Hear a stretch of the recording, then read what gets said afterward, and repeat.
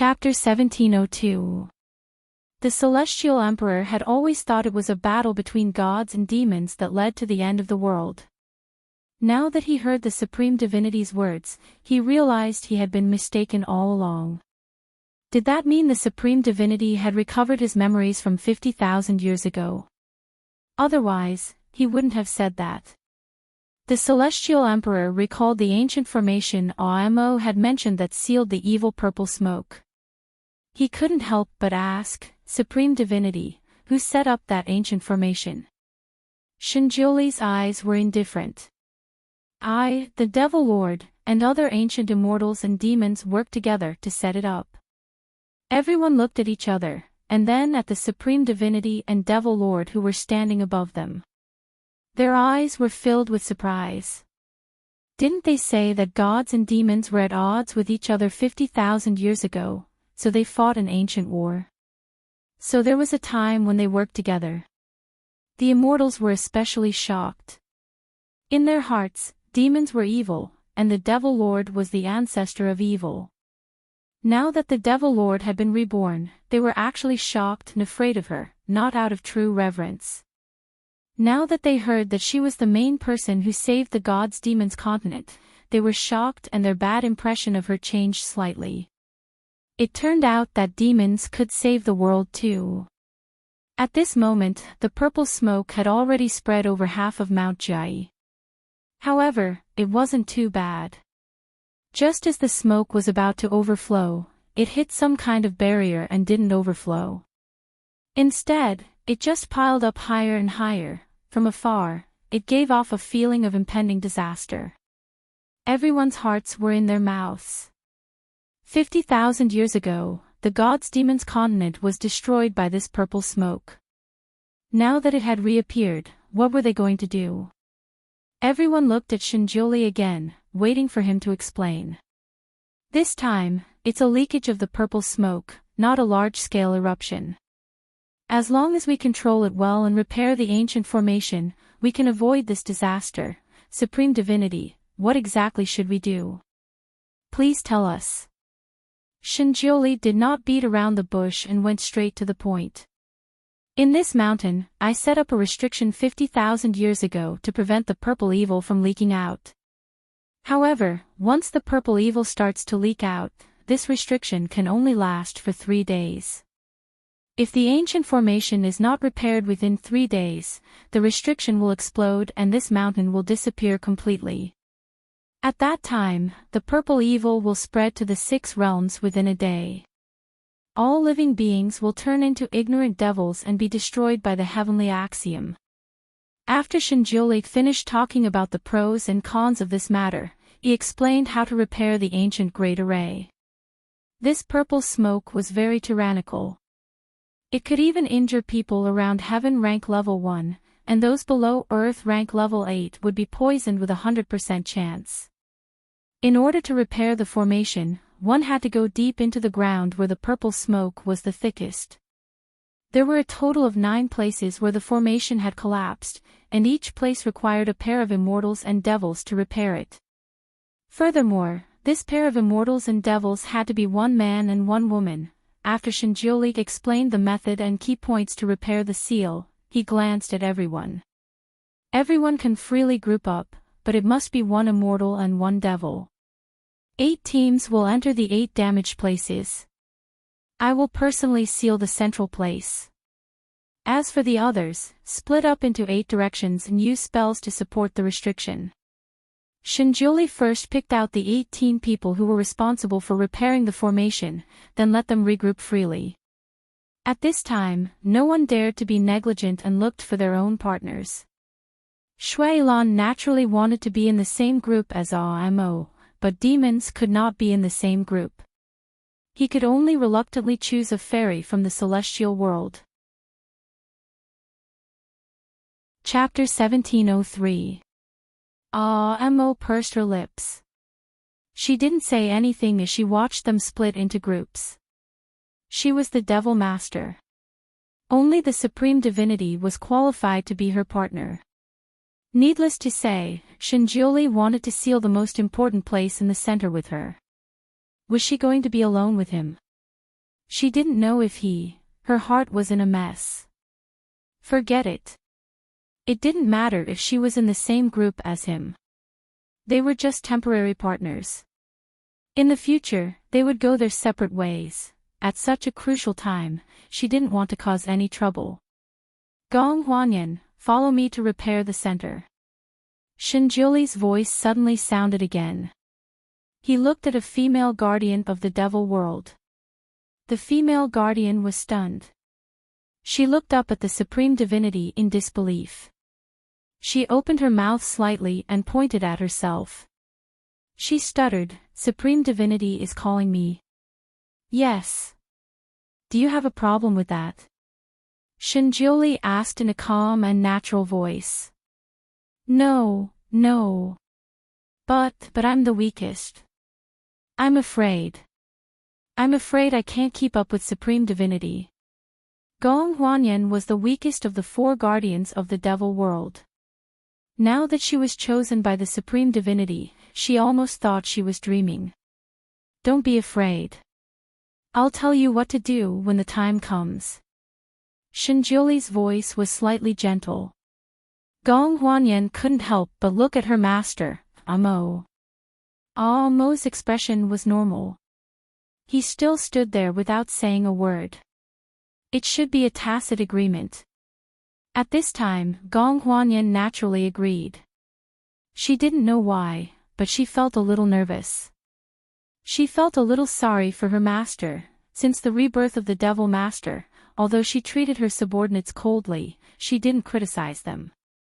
She even gave them the greatest degree of freedom. She was a rare good master. After she agreed, she couldn't help but look at Amo again. Amo stood there but didn't look at them at all. There was a smile on his lips, and no one could see any displeasure. In fact, if they were partners, everyone would be willing to be with a strong master.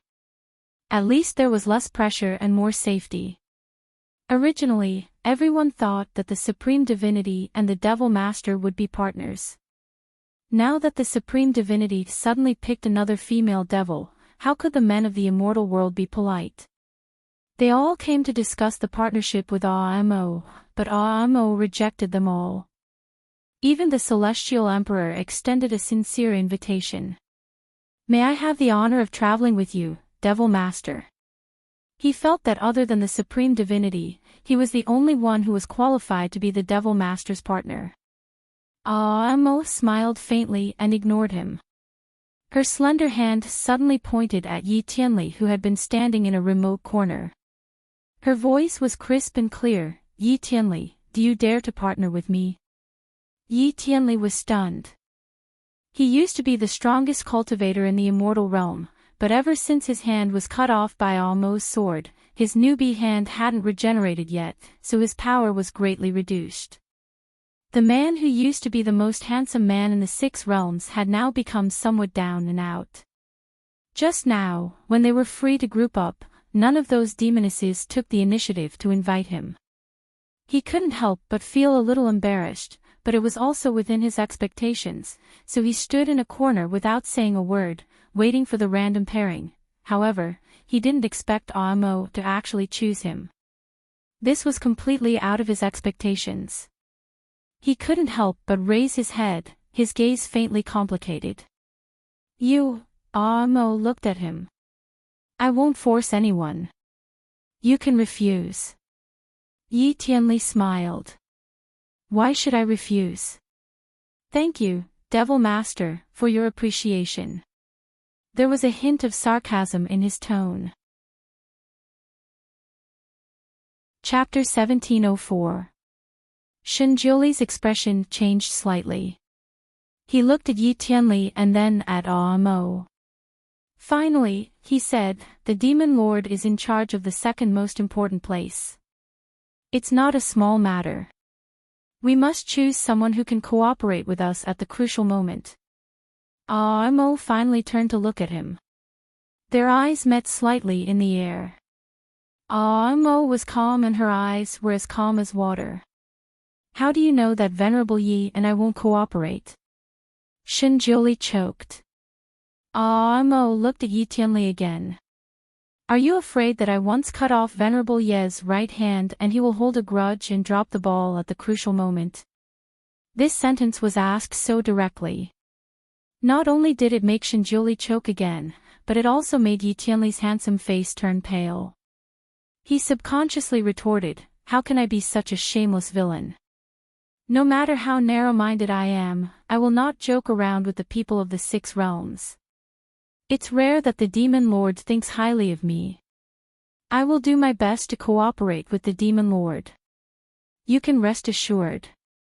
Mo clapped her hands gently and smiled. I like what you said. Yi Tianli, if you hold a grudge against me, you can seek revenge on me after this incident. I will accept it. At most, I will return you one hand. Her smile was like a flower blooming and a pearl shining brightly. She had a kind of upright character, which made Yi Tianli's heart tremble again. Yi Tianli originally had some other thoughts in his heart, but at this moment, all the bad thoughts disappeared. He raised his head and smiled, Demon Lord, you are too serious. Back then, Demon Lord punished me because I was in the wrong first. Demon Lord's punishment is reasonable and not excessive. If you were in my position, if my child was stolen, I am afraid that I would tear the thief into pieces. Demon Lord, you have already shown mercy by cutting off my hand. He bowed deeply to Mo, Demon Lord, after I cut off my hand, I did hold a grudge against you. But now, I have thought it through. This time, I will do my best to cooperate with you to seal Zisha. I will not dare to be disloyal. If I am disloyal, I will be struck by lightning. This was a vicious vow. Thunder rolled faintly in the sky, indicating that his vow was valid. Shinjiuli naturally had no more objections. He took the lead and jumped into the formation. The immortals and devils sealed in all directions naturally followed. If one wanted to enter the interior of the formation, they had to go through the same door, the life gate. After entering the gate of life, they parted ways. In order to ensure that this operation was 100% successful, they had to ensure that no accidents happened to any group. The inside of the formation was unpredictable and filled with killing intent. The forks in the paths were as numerous as a spider's web. If one took the wrong path, everything would go wrong. Once one entered the death gate, not to mention sealing the loophole, even the person would be turned into ashes immediately. Shinjiuli was the only one he was familiar with, so he was duty-bound to send each pair to the designated location. According to the pre-agreed formation, when they first entered the narrow gate of life, Shinjiuli walked in the front, followed by his partner Gong Huanyan, and then the others. Mo was at the back, and in front of her was Yi Tianli. This formation was the most convenient to deal with unexpected situations. After everyone rushed down, they found that the formation was in the belly of the mountain. After passing through the gate of life, there was a dark passage. The passage was filled with purple smoke. It was so dense that it was tangible and tangible. It spread around everyone and could not be dispersed. Chapter 1705. Everyone activated their protective barriers to resist the invasion of the purple smoke. The purple smoke was too thick, and they felt suffocated as they walked through it.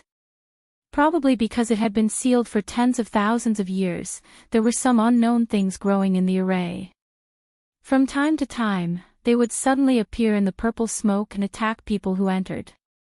Fortunately, Mo had come in advance and knew the general situation inside. He also explained it to everyone in advance. Everyone was a master, so it was not too difficult to deal with it.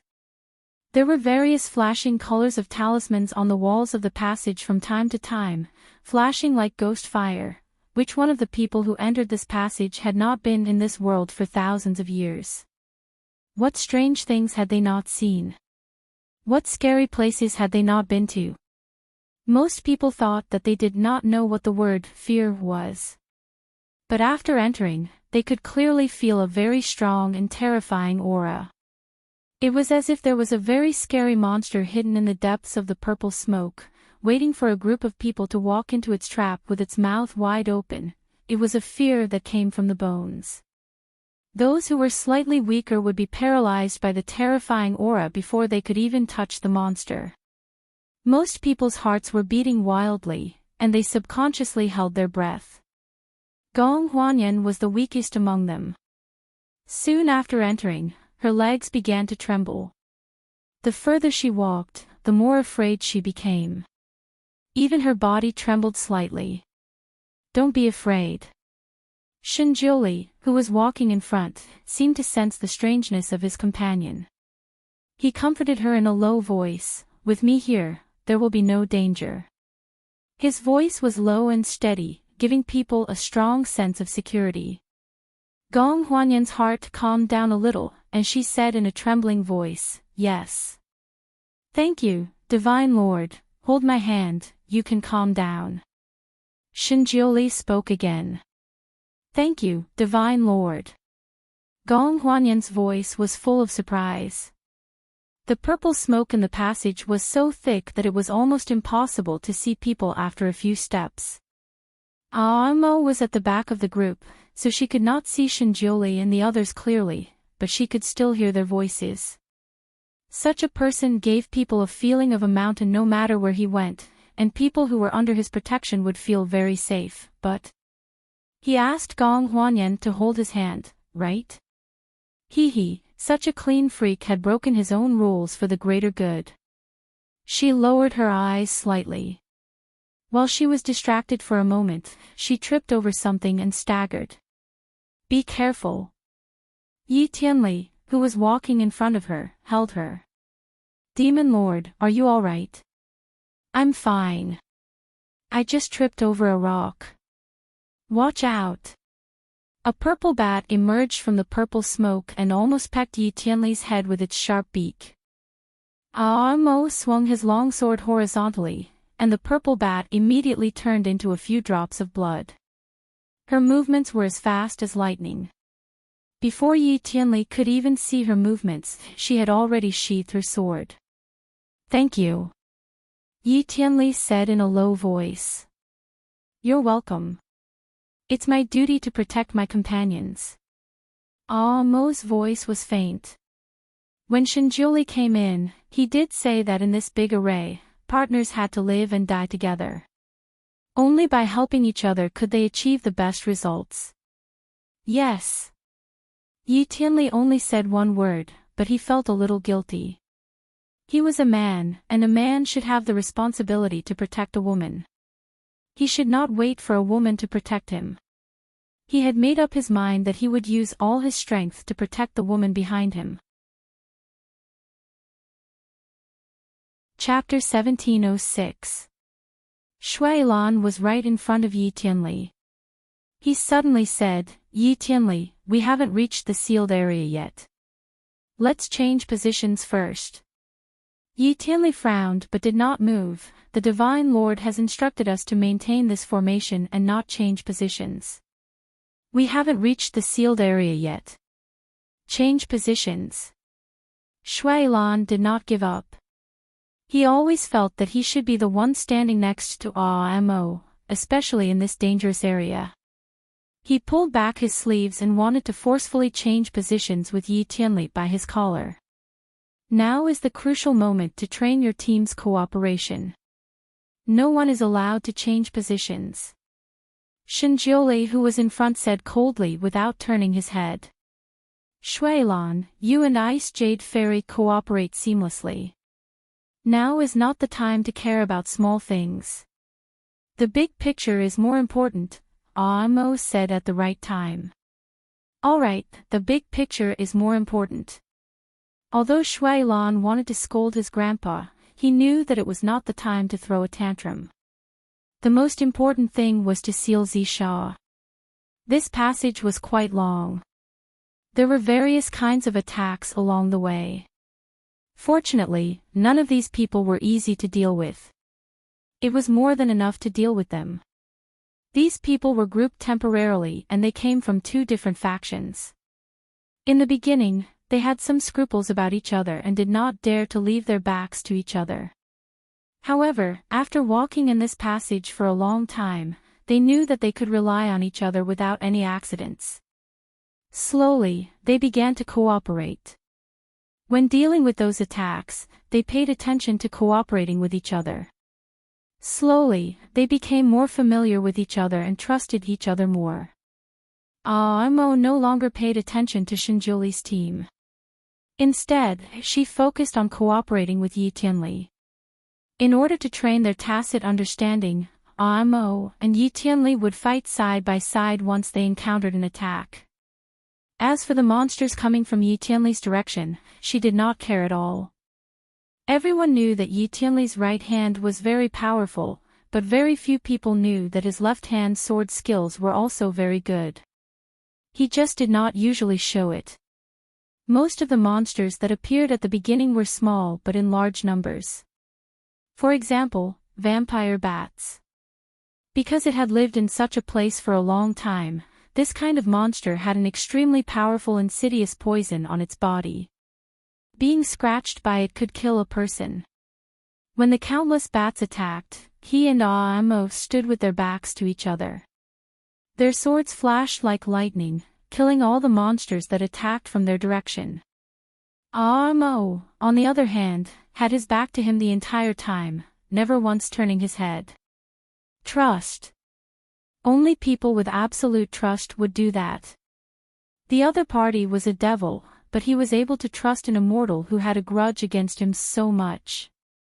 Even now, he was still a cripple. After dealing with the attack, he asked with a half-hearted smile, Imo, aren't you afraid that a half-cripple like me can't protect you?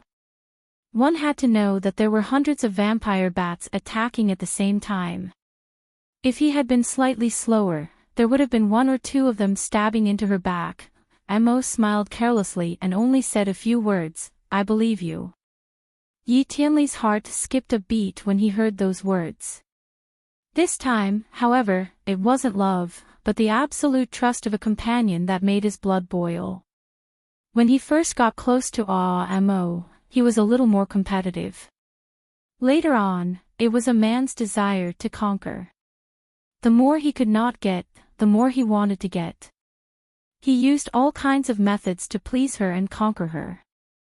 In the end, he did not know whether his desire to conquer her was greater, or... Chapter 1707. Later, he was defeated by Shinjuli and left. He still resented Imo. Later, Imo cut off his hand because of Shinyanma. His hatred for Imo went up another level. This hatred was the kind of hatred a man would have for his ex-girlfriend. He hated her for being so heartless. But now, he saw a kind of carefree brightness in her. Her appearance had changed, and he did not expect that her personality had changed as well. She was straightforward, bright, and generous. These characteristics were gradually revealed in her. Perhaps she did not realize it, but she had unconsciously attracted his attention. However, he knew that she now regarded him as a companion who could go through life and death together. Sometimes, this kind of companionship was more touching than love. It was only at this moment that Yi Tianli truly regarded Imo as a friend. A friend who could go through life and death together. He did not say anything. Friends did not need to talk. Actions spoke for themselves. Yi Tianli heard the movement of the team at the front. Shinjuli protected Gong Huanyan very well. Gong Huanyan gradually calmed down from the panic when she was attacked. She knew that no matter how dangerous the situation was, Shinjuli would solve it for her. He would not let her get hurt. She could finally perform her usual level. From time to time, he could hear Gong Huanyan's happy and careful voice. Divine Lord, is my move okay? It's okay. Divine Lord, I'm sorry. I almost couldn't block it and let the bat bite you. It's okay. Divine Lord, was the angle of my move a little off? No. Divine Lord, Yi Tianli had met Gong Huanyan before. Her kung fu was indeed good, but she was a little timid. As a member of the Devil clan, she had a shy problem. She would blush when talking to men.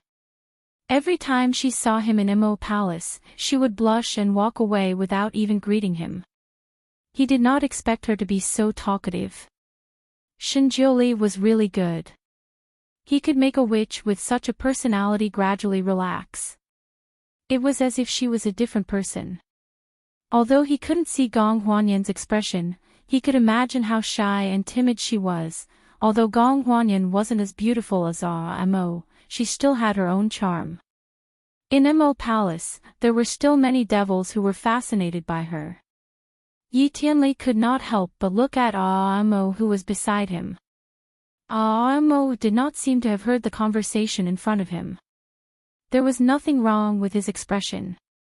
It seemed like Mo really had no feelings for this supreme divinity. She heard that they had already broken off the engagement.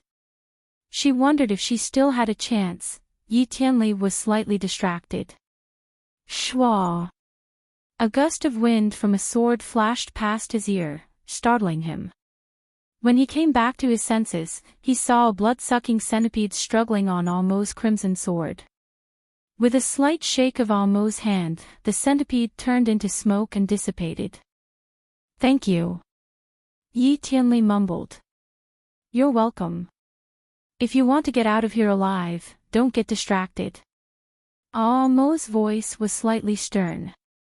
If this Yi Tianli was once her subordinate, he would definitely be scolded by her. At such a moment, the group of agents that she had previously led would put aside their worries and focus on completing the mission wholeheartedly. Yes. Yi Tianli could not help but respond. After that, he realized that he seemed to be a little obedient. One must know that he was usually arrogant because of his talent. Even the Sky Emperor did not dare to scold him when he spoke to him. Chapter 1708. Now that he was being scolded by Mo, he didn't feel any displeasure at all. How strange, at this moment, they arrived at a relatively open area where the purple smoke was much less. They could already vaguely see the people in front of them. The monsters that jumped out of the purple smoke to attack them also stopped appearing. Everyone finally breathed a sigh of relief. Not long after, they arrived at the first ceiling point. Shinjiuli left behind the weakest pair of people. The deeper they went, the more dangerous it became. Therefore, the first ones to stay behind were the weaker ones. After another round of bloody battles and killing a ground full of blood-sucking skeletons, they arrived at the second ceiling point. Just like that, one battle after another, pairs of people were left behind. The line was getting shorter and shorter. When they arrived at the sixth ceiling point, Shuailan was also left behind. He sneered and was a little unconvinced. "I think they should be at the seventh ceiling point. If there were no accidents, Mo should be at the eighth ceiling point." He wanted to be closer to her so they could take care of each other. In the face of Shuailan's protest, Shinjiuli only said one sentence. "I have the final say here." Shuailan was speechless. He looked at Mo. Mo still said the same thing. "Shuailan, the bigger picture is more important." Shuailan didn't say anything. He and the fairy stayed behind and watched the six people leave. They watched as Mo's figure gradually disappeared into the purple smoke. He suddenly froze and called out, "Momo." He jumped up and was about to leave his position to chase after Mo. According to Shinjiuli's instructions, once a team entered the ceiling point, they couldn't move as they pleased. Otherwise, the formation would shake and it might backfire. Fortunately, the Ice Jade Fairy was calm and wise. She grabbed Shuailan. "Don't move." Along the way, this Ice Jade Fairy was like a piece of silent ice. Although she cooperated with him very well, she almost never spoke to him. She was ice cold, worthy of her title of Ice Jade Fairy. Shui Lan was the kind of person who, except for his sweetheart, would treat all other women the same. Therefore, he didn't pay attention to his partner's appearance at all. Moreover, this Ice Jade Fairy seemed to be shrouded in a layer of mist, covering half of her appearance. When she was in a crowd, her presence was extremely low. Shui Lan did not expect that she would dare to stop him at a time like this. He frowned and almost swung his sleeve at her. But when he thought of the overall situation that made his balls ache, he endured it. He only pulled back his sleeve, glanced at Fairy Ice Jade, and coldly said, "Although this king is your partner, it is only a temporary cooperation. Don't touch this king." The Ice Jade Fairy withdrew her hand and indifferently replied, "If it wasn't for the bigger picture, this fairy wouldn't care about you." There was actually someone who dared to talk to him like this. Shui Lan's pair of watery eyes fell on Fairy Ice Jade's face. Just as he was about to ridicule her, he suddenly felt that her appearance was somewhat familiar, as if he had seen her somewhere before.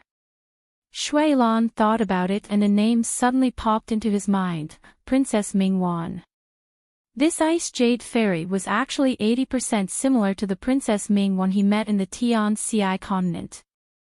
Shui Lan glanced at the other party again, but didn't take it to heart. There were many similar people in this world. It wasn't strange that Fairy Ice Jade and Princess Mingwan were similar. His full attention was still on Amo. He seemed to have seen bloodstains on Amo's back earlier. Chapter 1709. She couldn't have been injured, could she? He was so nervous that he couldn't help but take out the sound-transmitting talisman to ask. However, he remembered that ordinary sound-transmitting talismans were useless in this large array. There was only one sound-transmitting talisman that could be used, but it could only contact Shinjiuli in one direction, damn it. Shui Lan clenched his fists. He didn't want to talk to Shinjiuli in this life. Perhaps that was a sweat stain on Momo's body. After all, she was originally wearing a red dress. Even if there was a water stain, it would look like blood. Besides, he couldn't see anything wrong with her. Maybe he was wrong. However, Shui Lan didn't have time to think about this problem because another wave of monsters was coming. He had to join forces with Ice Jade Fairy to fight against the enemies. This large array was like a game. The deeper they went, the more difficult it was. Not only did the path become harder, but the monsters they encountered were also more advanced. The inexplicable pressure also became heavier. Among the remaining 6 people, Gong Huanyan was the weakest. She obviously couldn't bear the pressure. Her heart seemed to jump out of her mouth and her body trembled violently. At this moment, they were walking through a white bone tunnel. All kinds of strange bones were arranged in various strange patterns. It seemed that in the blink of an eye, they would turn into demons and pounce on them. Divine Lord. Gong Huanyan couldn't help but lean her body toward Shinjiuli. Swoosh! A red light rushed over and directly covered Gong Huanyan. Gong Huanyan was at her most nervous moment. She was so scared that she screamed. Her shrill scream shook people's eardrums and echoed in the white bone tunnel. "What are you screaming for?" "I'm just setting up a protective shield for you," Mo said coldly. She regretted bringing Gong Huanyan here. She was too timid and might drop the ball at a critical moment. The most important thing was that she would lose face as the Devil Master. Gong Huanyan's pretty face was pale. Only now did she see that this was a protective shield. She was still in shock. Thank you, Devil Master," she stuttered. "Shut up." Mo saw her trembling and stuttering appearance and became angrier. She couldn't help but reprimand her. Yes.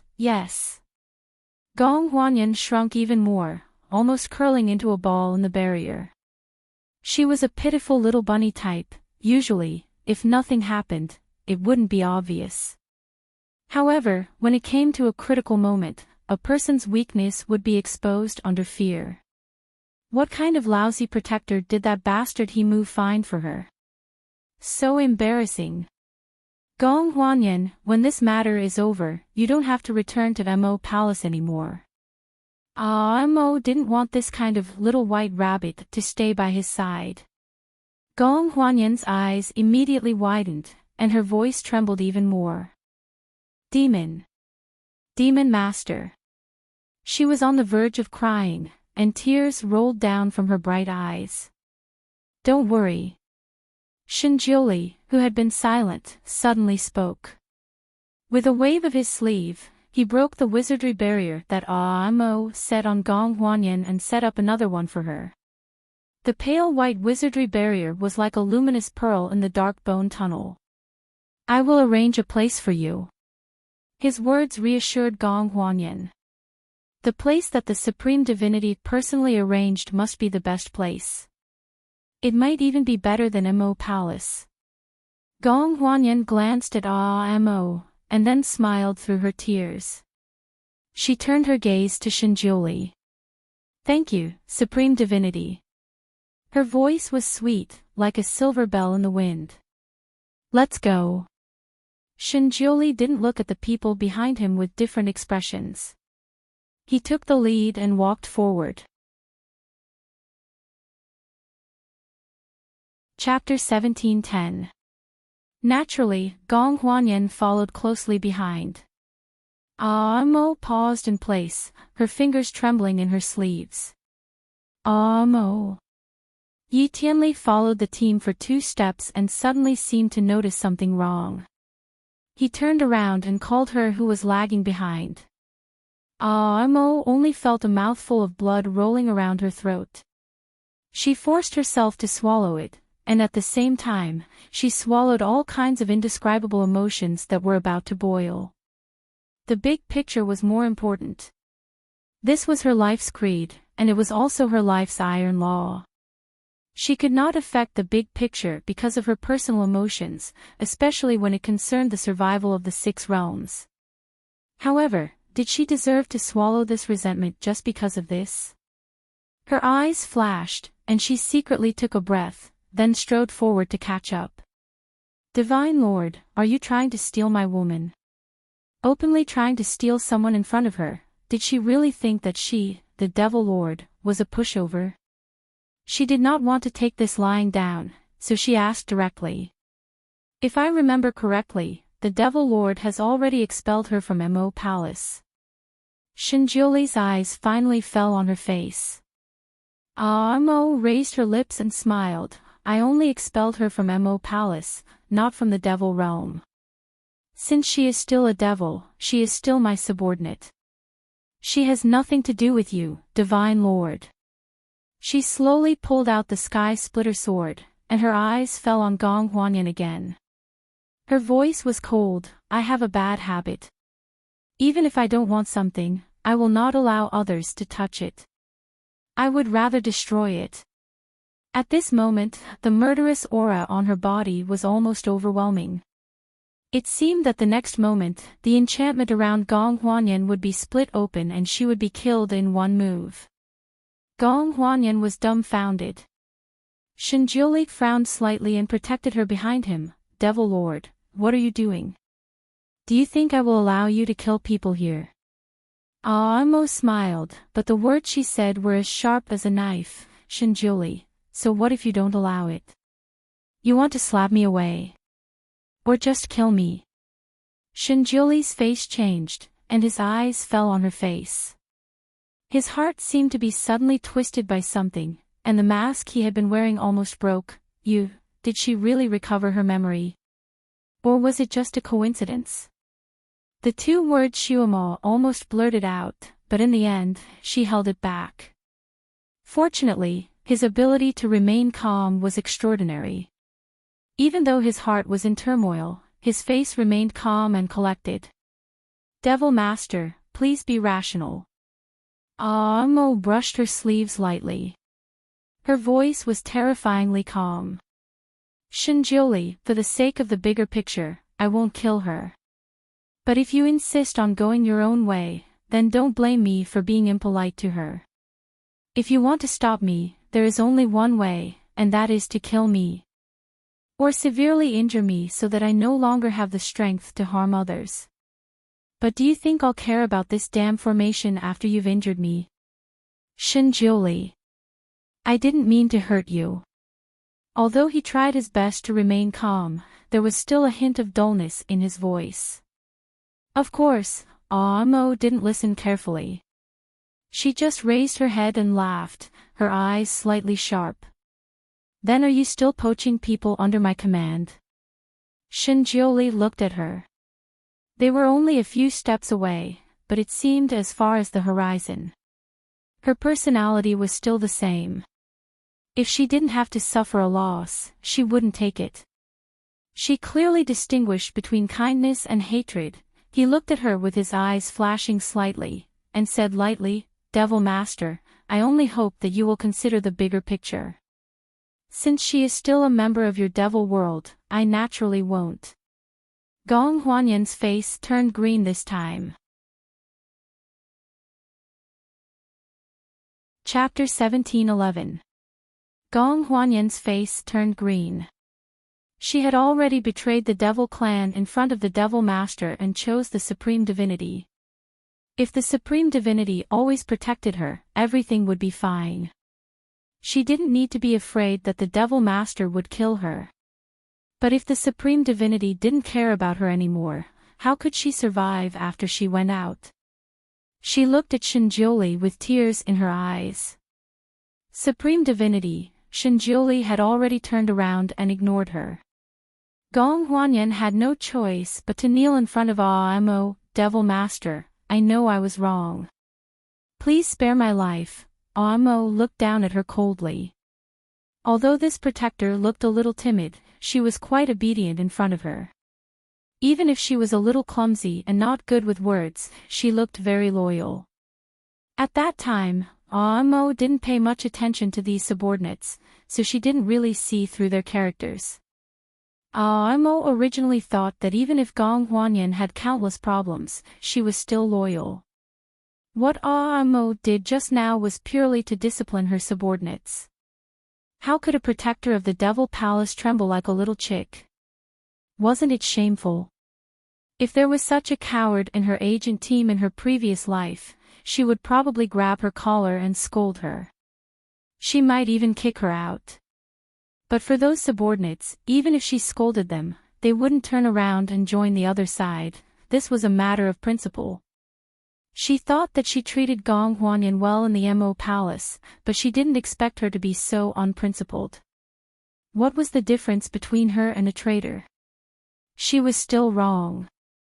Mo said that she couldn't stay in the Mo Palace as a protector because of Gong Huanyan's character.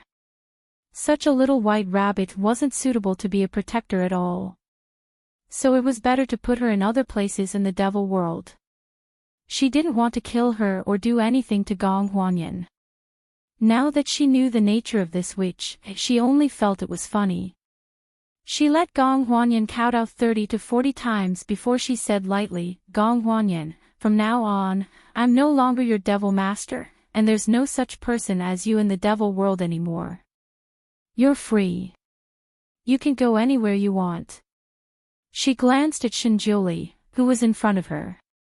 Her voice was still indifferent as she said, Divine Lord, you can continue to protect her from now on. I won't say anything else.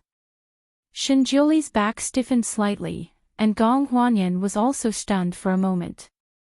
Then, as if she had been saved from death's door, she immediately got up and stuck close to him. Divine Lord. She looked delicate and weak, as if she was begging for mercy. Shinjuli's lips twitched. She couldn't help but glance sideways at Amo, but Amo didn't look at them anymore. At this time, there were 6 of them. Shinjuli was in one group, Amo was in another, and Sky Sovereign was in another. Sky Emperor's partner was also a protector of the devil race. She had a fiery temper. In terms of real kung fu, she was stronger than Gong Huanyan, but there was a limit. After entering this place, she was a little nervous because of the terrifying aura, but she did not want to lose her composure. She had been working hard to overcome her fear and keep up with everyone's footsteps. She cooperated well with Sky's sovereign and was a trustworthy partner. Gong Huanyan's cowardly look not only made Amo feel uncomfortable, but also made her feel uncomfortable. She felt that her face was burning. On the battlefield of blood and fire, what was important was the courage to fight. Chapter 17:12. On the battlefield of blood and fire, what was needed was the spirit of daring to fight, not trembling in fear and needing protection at all times. Especially when the trembling person was from her camp, shameful. Not just a little shameful. This Gong Huanyan was a guardian like her, and she often told her that the Devil Lord was a good master, as if she would die for the Devil Lord without blinking an eye.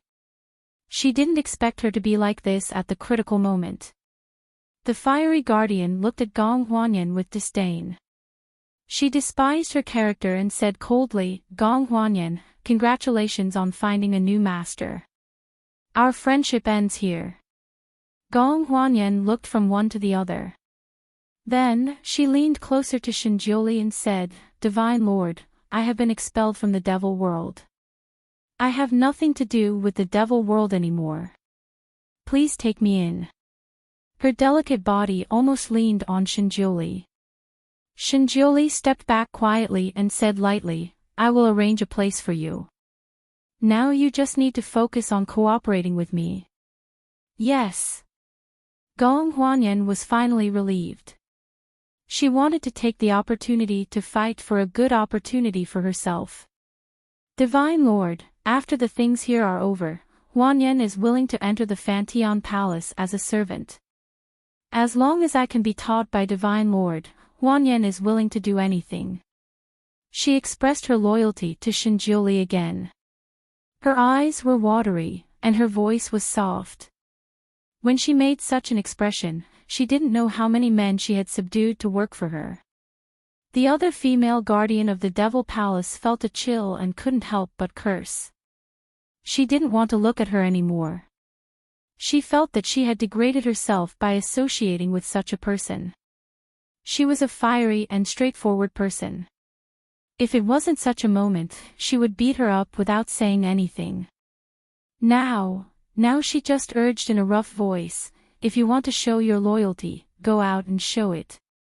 Don't disgust people here. Are you going or not?" Shinjiuli turned around and left.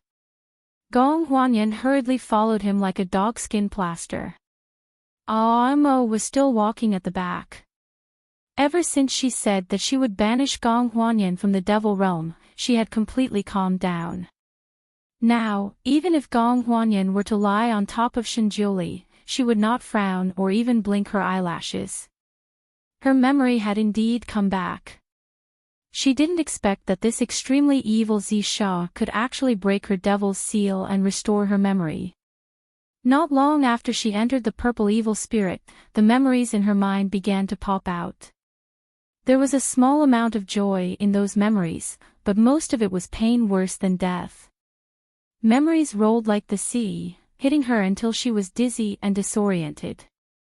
Her hands and feet were cold, and she was unable to come back to her senses for a while.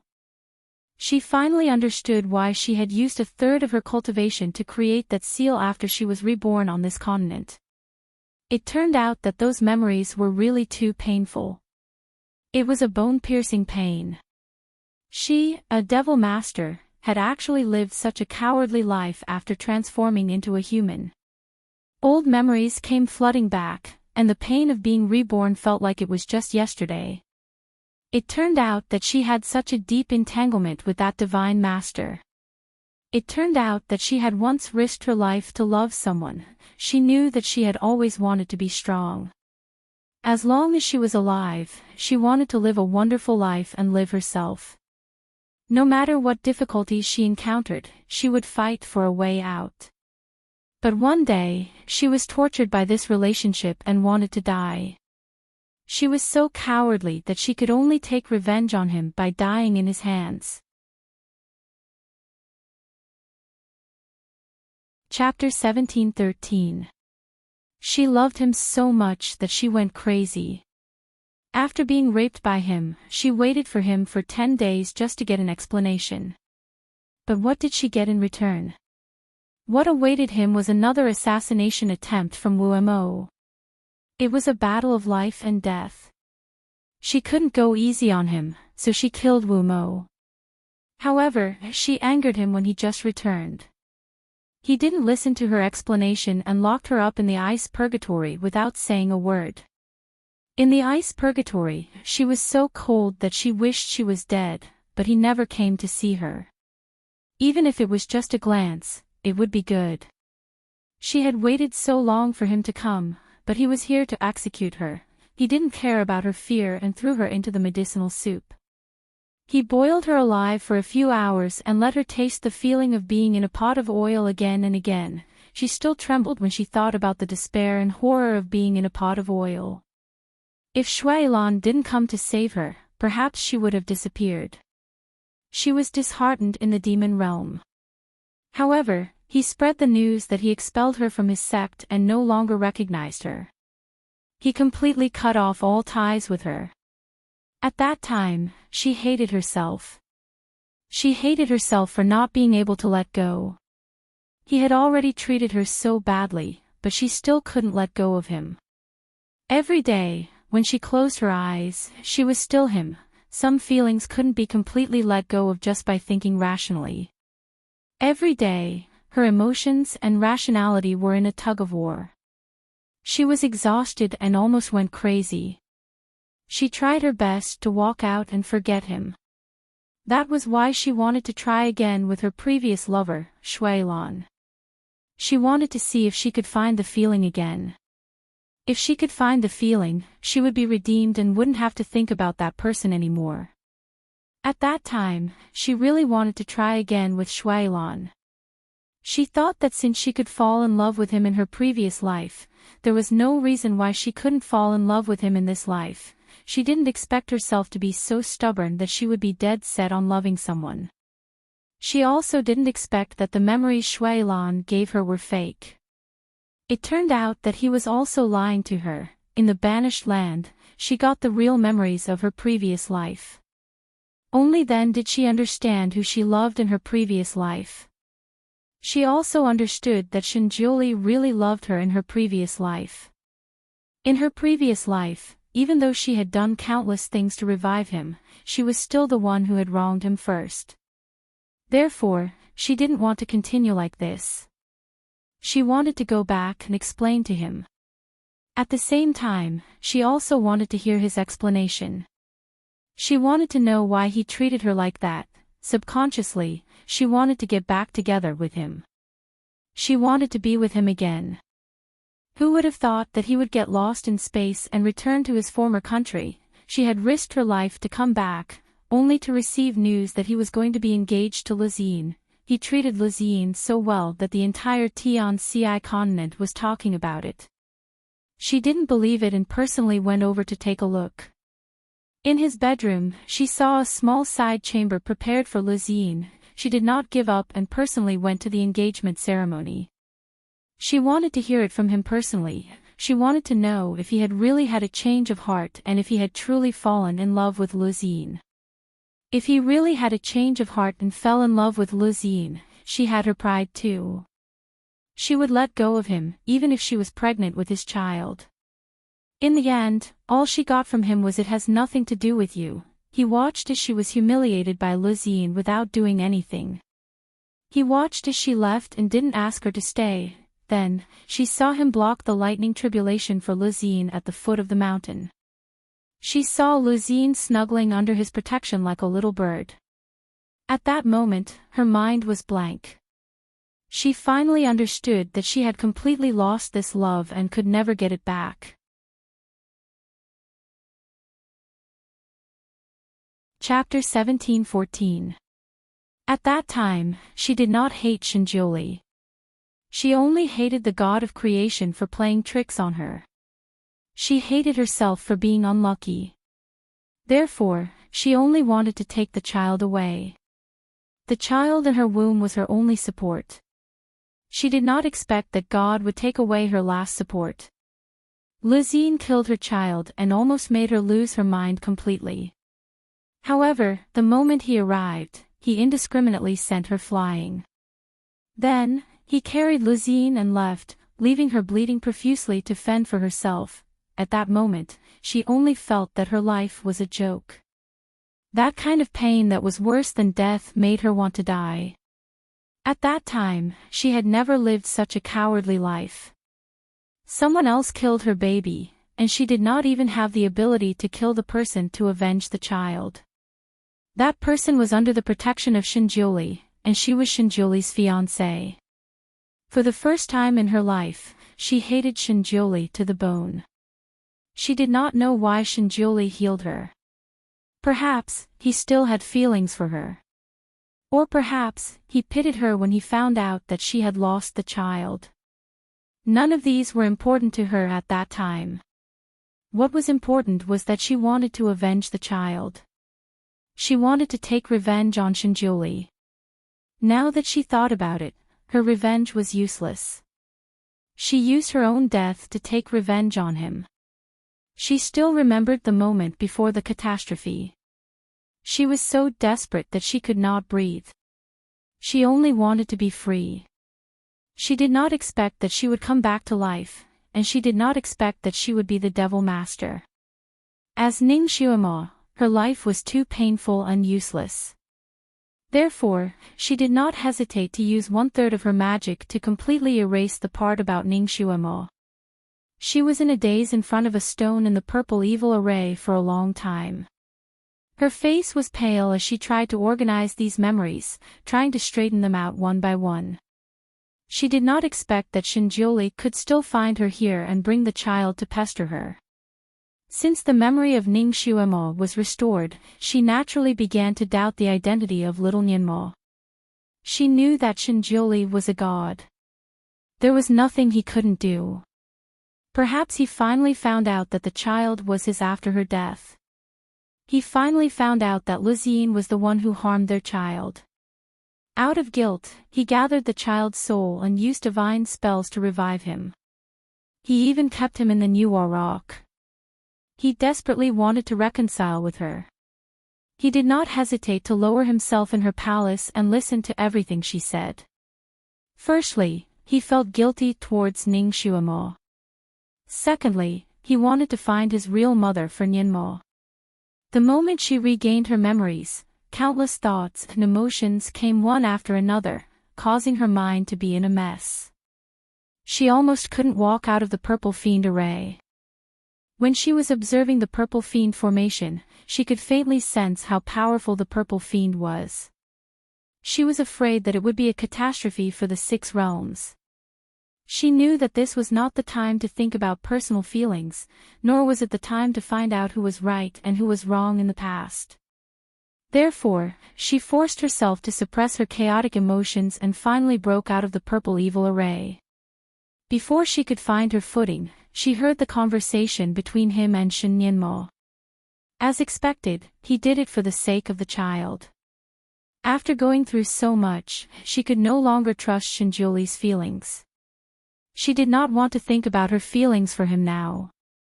After she regained her memories, although she did not show anything on the surface, her heart was like boiling oil. This kind of emotion was inseparable and confusing, so she simply stopped thinking about it. Chapter 17:15. When a relationship couldn't be sorted out, it was better to put it aside for the time being and think about it carefully after completely calming down. What's more, the most important thing now was to reseal the purple demon. Everything else should make way for this matter. When she broke into the purple demon formation alone, because of the recovery of her memory, she was distracted for a moment and was attacked by the evil beasts inside. Her back was injured. If she wasn't a devil lord with powerful skills and a natural resistance to evil aura, she was afraid that she would really die inside and never be able to come out again. She had already treated the injury herself and used magic to cover it up. That was why she could act as if nothing had happened. However, she still underestimated the power of the evil beasts in the purple demon formation. After she came out, she felt a piercing pain in her back and her legs were a little weak. In addition, she had just recovered her memory and her mind was uneasy. Then, she heard the conversation between the father and son. All of these made her hands and feet feel cold. She really wanted to find a place to lean on. Fortunately, Shui Lan came in time. When she followed Shui Lan down, first, she wanted to rest and recover her strength. Second, she also silently used her mental power to heal herself and make her pain less painful. If she had a good rest and recuperated for 2 or 3 days, she might be able to completely recover. But she didn't have the time. After she followed everyone into this formation, she experienced one battle after another. She had a tough personality and didn't want to drag the team down. Although she didn't show anything on the surface, the injury on her back made it harder and harder for her to ignore. She had been quietly using the magic power in her body to expel the poison while walking, but the effect was not great. She felt as if there were countless small knives digging into her wound, making her heart burn with anxiety. There were faint signs of pain in the pit of her stomach, like the precursor of a chronic disease that was about to break out. She tried her best to suppress it. According to her previous experience, after this kind of precursor, the real outbreak would take place 1 day later. As long as they moved a little faster, it wouldn't be too late for her to go back into seclusion after they finished sealing this place. Everyone had started to move forward again. Even if this group of people had different thoughts, for the same purpose, they had to stick together and persevere. Along the way, Mo didn't say a word, as if he was mute. Gong Huanyan, on the other hand, was in a good mood because she finally had the protection of the Divine Venerable. She would talk to Shinjuli from time to time, which finally made Shinjuli impatient. "I don't like talkative people." His words finally shut Gong Huanyan up.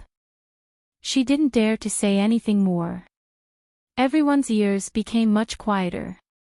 There were even more ambushes along the way, but they were all dealt with by the few of them. Except for Shinjuli's team, the other 2 teams had a tacit understanding with each other. Finally, they arrived at the 7th sealing point, and the Celestial Thearchas group stayed behind. Watching the 4 people walk into the depths of the purple smoke again, the witch protector frowned slightly. Because she keenly noticed that their devil lord's walking posture was slightly strange, and his body seemed to be a little stiff. "Gong Yuing, I didn't expect you to be able to cooperate with me so well," Sky Emperor said beside her. The protector's name was Gong Yuing. She said faintly, "Your Majesty cooperated well too." Sky Emperor admired her a little. Normally, witches would be a little nervous and scared when they saw him, but this Gong Yuing didn't seem to have any psychological pressure when she was his partner. She was good at advancing and retreating, and her movements were fast and nimble. She didn't need him to take care of her at all. What was even rarer was that she had a fiery temper, which was comparable to her master. Chapter 17-16. This kind of girl was very attractive. Although there were many women around the Sky Emperor, none of them were like her. Especially when she cooperated with him in a fight, their cooperation was flawless and they could exert twice the power. If he could pull her to his side, "Yueying, I admire you very much. You don't have much of a future in Imo Palace as a protector. After all, you're just a servant. Why don't you come back to the heavenly court with me after this matter is over? I can make you concubine Yueying." The Sky Emperor thought that the other party would be happy with his generous offer. Even if she didn't agree immediately, it was still a girl's shyness and modesty. That Gong Huanyan didn't hesitate to be a servant in order to stay by the Supreme Divinity's side. As the supreme divinity of the celestial world, making her his concubine was already like a pie falling from the sky, right? Once she agreed, it would be like reaching the heavens in a single step. Moreover, he was so handsome. Even if he couldn't be compared to Shinjuli, he was still a top figure. There were countless female deities in the heavens who wanted to marry him as his concubine, therefore, the Sky Emperor was 100% sure that she would agree. Unexpectedly, just as he finished speaking, Gong Yueying interrupted him rudely, "Your Majesty, narcissism is a kind of illness. It needs to be treated." The Sky Emperor, Shinjuli and the other three continued to move forward. The road ahead is the most difficult. Everyone should be careful. Shinjuli, who was walking at the front, said. Yes, Supreme Divinity. Gong Huanyan was the first to agree. Understood, we will be careful. Yi Tianli also replied in a low voice. Mo didn't say anything. She didn't speak again along the way. Shinjuli intentionally or unintentionally brought up a few topics. The others responded enthusiastically, but she didn't respond at all. It was the same this time. Shinjuli paused for a moment and gave up. He couldn't help but look at her once. He saw that her expression was calm and unperturbed. In addition, the light was dim, so he couldn't see her face clearly. Fortunately, every time she was attacked, her moves were clean and efficient. She also cooperated with Yi Tianli better. Suddenly, a cliff appeared in front of him. This cliff was extremely narrow and long, only half a foot wide, but it was at least several thousand meters long. Through the purple smoke, he could only see that it was like a snake with only its back exposed, wriggling into the distance, with no end in sight. There were bottomless cliffs on both sides, and there was a faint red light flashing at the bottom of the cliffs. Below is the red lotus karmic fire that can burn everything. When you reach the top of the cliff, you will be attacked by the nether eagle. The nether eagle is born in the red lotus karmic fire. Its special characteristic is that it can attack with water spells. Once we pass this cliff, we will reach the 8th seal. Shinjuli quickly explained what they needed to pay attention to. Gong Huanyan's pretty face turned pale. She agreed quickly, but in her heart, she was planning to stick close to the Divine Lord. The Divine Lord would protect her if she was in danger. Yi Tianli, you'll bring up the rear this time, Shinjuli spoke again. At this point, everyone was used to following his orders, so Yi Tianli did not ask why. On the contrary, he was relieved. No matter what, he was still a man.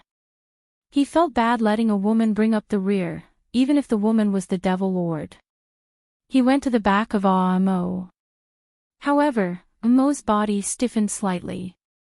When she was at the back, no one would notice the injury on her back, so she could cast spells on her back less frequently. Now, her clothes on her back might be stained with some blood. Chapter 17:17. Mo, is your back injured? Why are there bloodstains? Yi Tianli was very attentive and soon found something wrong with her back. At this moment, they had already walked up the cliff. The cliff was blood-red and sticky, as if it was soaked in blood. The air was filled with the smell of blood. Shinjuli, who was walking in front, paused for a moment. Gong Huanyan suddenly said softly, "The Devil Master." The Devil Master will not be injured. The blood on her body is probably from the monster's blood. Yi Tianli thought about it and agreed. They had killed a lot of monsters just now and Mo was the main force in killing the monsters. It was not strange that she would be stained with blood. However, he remembered that Mo always loved cleanliness. She could not tolerate any stains on her body. She was also the demon master. Even if she killed monsters, she would not be stained with dust, Mo. Yi Tianli was still worried. I'm fine. Amo finally opened her golden mouth. Her voice was light and no one could hear anything.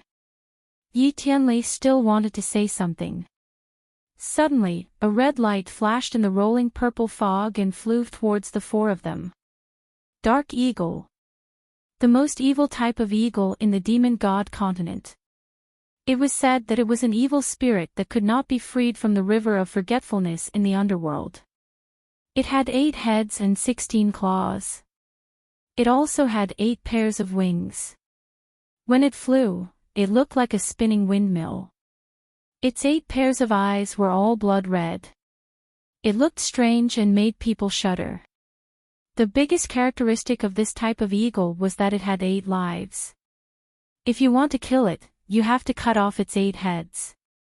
Its mouth and claws, which were as sharp as a machete, were blood red in color. Every time it attacked, it looked like a flying guillotine. Its whole body was highly poisonous. Even if it touched a feather, it could be poisoned. What was even more troublesome was that it could hide. It flew silently. When it was discovered, it had already attacked. Encountering one of these things was enough to give people a headache. Yi Tianli had encountered one of these things when he was adventuring elsewhere. It took him a lot of effort to kill it. He was so tired that he almost got injured. At that time, he was still in his prime. Now he was still half crippled. What's more, this time he encountered a group of them. There were a total of 180 of them. They were attacking them from 8 different directions. Yi Tianli did not have the time to ask about Amo's injury.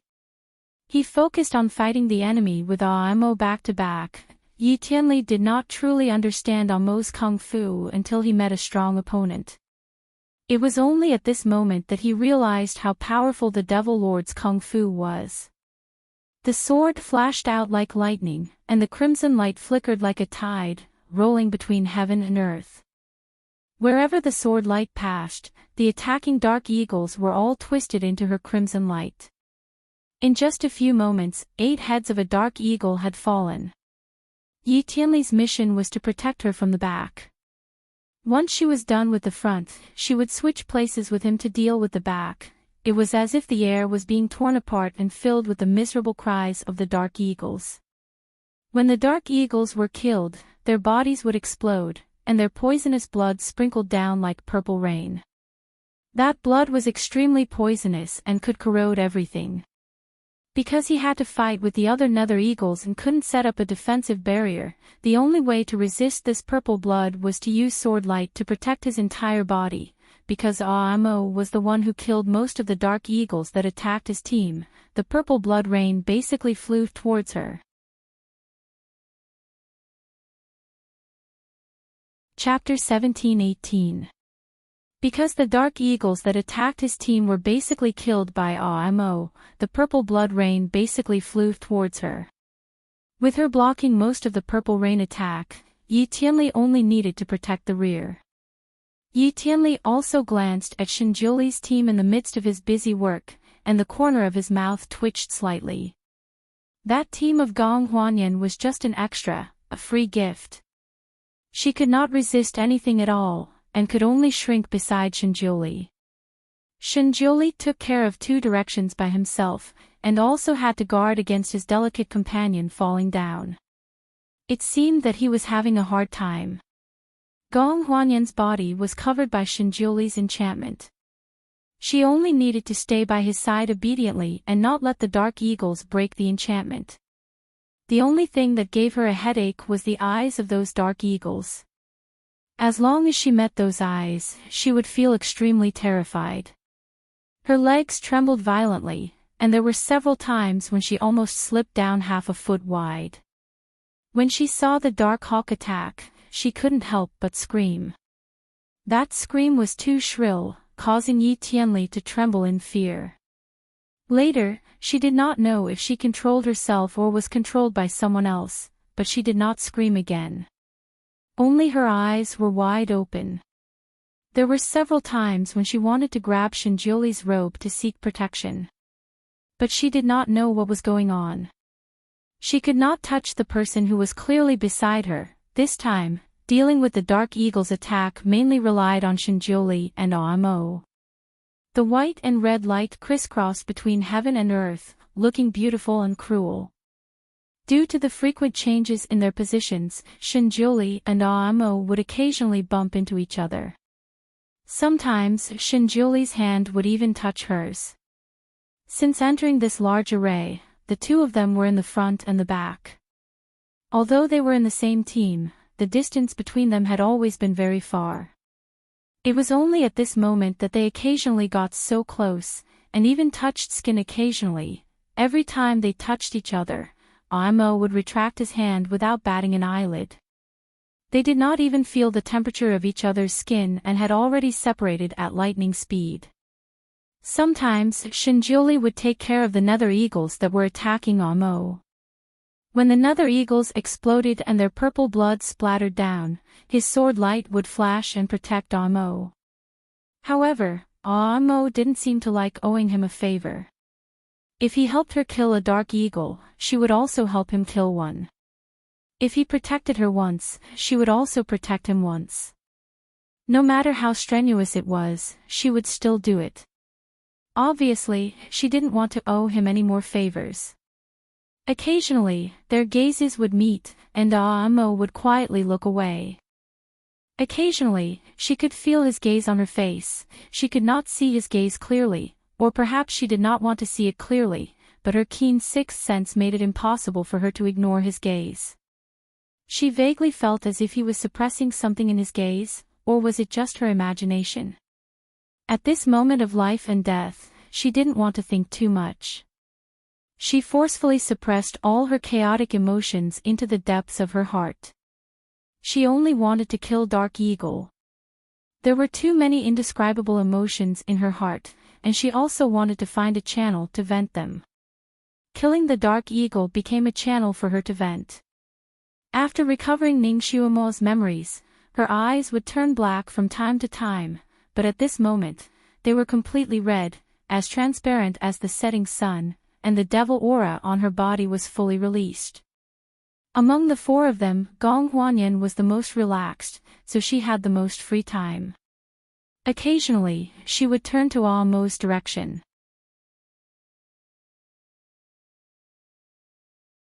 Chapter 17-19. Gong Huanyan trembled when she saw her eyes, her agile and bloodthirsty skills, as well as the strong pressure of the Devil Lord. She couldn't help but want to kneel down. Whenever she was nervous, she would slip and almost fell off the narrow cliff several times. If it weren't for Shinjoli pulling her back in time, she would have already fallen to the Red Lotus Hellfire. Shinjoli would be slightly distracted if he wanted to save her. After all, they were on the same boat now. No matter how useless this former subordinate was, Aamo couldn't let her become a burden frequently. So when she changed positions, she tried to choose the right time to avoid facing Gong Huanyan. Even if she had no choice, she would try to retract the Devil Lord's coercion, lest Gong Huanyan's legs go soft. Once the Devil Lord's coercion was fully released, it had a great deterrent effect on those netherworld eagles. It would also slow down their attacks slightly, making it easier for Aamo to attack. When she retracted the Devil Lord's coercion in consideration of Gong Huanyan's emotions, those netherworld eagles would suddenly speed up, and it would be more difficult for her to deal with them. Shinjoli obviously also discovered this very quickly, so when Aamo turned around, he would also try to change positions with Gong Huanyan to reduce the pressure on Aamo. In this way, the two had more opportunities to face each other. Although neither of them said anything, after fighting for a while, they had a tacit understanding with each other. Red and white light intertwined and danced, like a dual-colored flower blooming in the dark night. Gong Huanyan was not just ashamed. At such a critical moment, her incompetence was simply like a joke. Not only could she not help at all, but she also became a burden. Although no one said anything about her, her face was burning. She could even read the word contempt from Yi Tianli's eyes. As for Aamo, since she was expelled from the devil realm, she never looked at her again. Whether she screamed or trembled in fear, Amo didn't respond and completely ignored her. But when the shame reached the extreme, it would turn into anger, and even jealousy would crawl up to the surface. They were both women. Why was Amo the Devil Lord? Why could she be the center of attention? And she, who had cultivated for 2,000 or 3,000 years, was simply like a waste in front of this Devil Lord. Becoming a joke, Gong Huanyan had been Amo's protector for more than a year. Although Amo did not let protectors accompany him often, protectors could still move around freely in Amo Palace. Therefore, when Yi Tianli and Shinjiuli stayed in Amo Palace, some of their actions still fell into her eyes. She knew that these two most outstanding men were once fascinated by the Devil Lord and spared no effort in pursuing her. Gong Huanyan was also a woman, but she, Gong Huanyan, was trying her best to compete for the position of a servant in front of the supreme divinity. On what basis? Why was God so unfair? Give the best things to that woman. That's how a person is, that's how a man is. Moreover, she didn't even dare to fart in front of her. Just being stared at by her made him want to kneel down. Once jealousy rose in a person's heart, all the kindness that the other party had shown him in the past would be thrown away.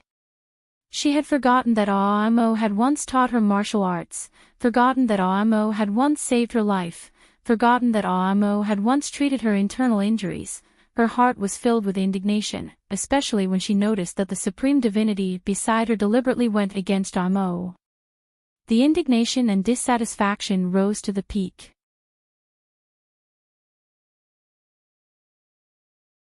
Chapter 17:20. She began to cause trouble intentionally or unintentionally. For example, when Shinjiuli changed positions with her, she deliberately slowed down her movements so that Shinjiuli could not grasp the exact timing. Of course, she was more timid and did not dare to play too many tricks in front of an expert, so as to avoid being seen through. Therefore, she only quietly caused trouble in a small range that no one could see through. Amo, Shinjiuli, and Yi Tianli's attention were all on the Dark Eagle, so no one had the time to care about her. Gong Huanyan only caused a little trouble, but it was not enough to delay Shinjiuli. Moreover, he quickly grasped her rhythm and pattern. When he changed positions again, he would advance and grasp the timing extremely accurately. Every time, he would land almost at the same time as Amo. Obviously, this divine venerable was always paying attention to the Devil Lord's movements even in such a fierce battle. The jealousy in Gong Huanyan's heart was about to break through the sky. When jealousy filled her heart, she forgot her fear and gave birth to courage.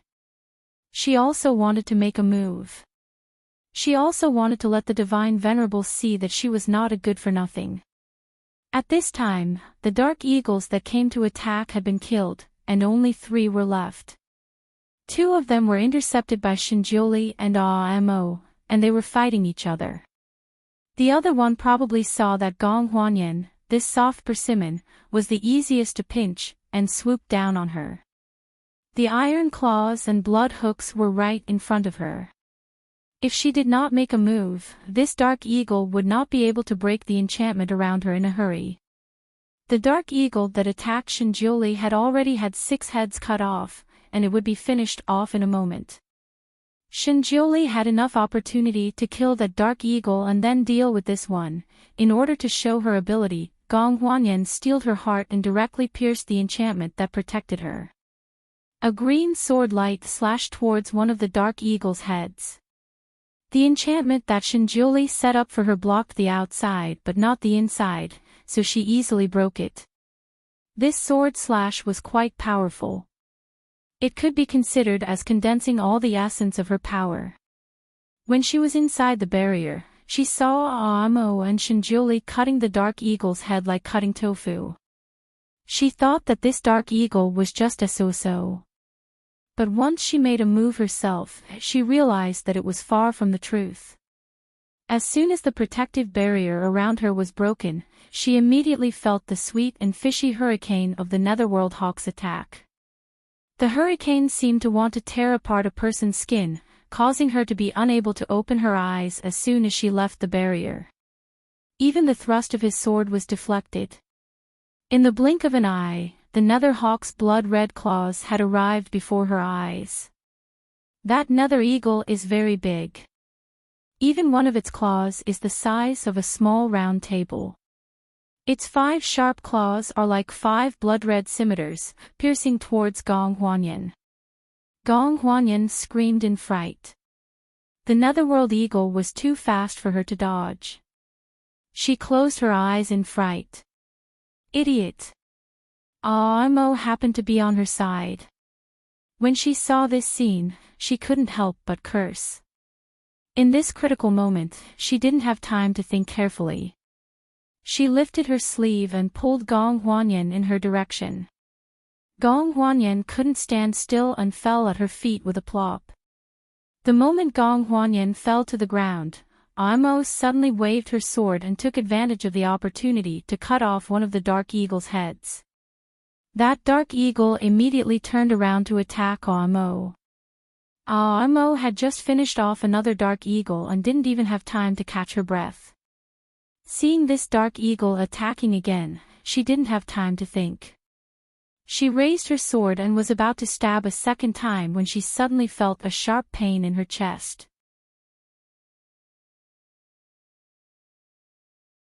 Chapter 17:21.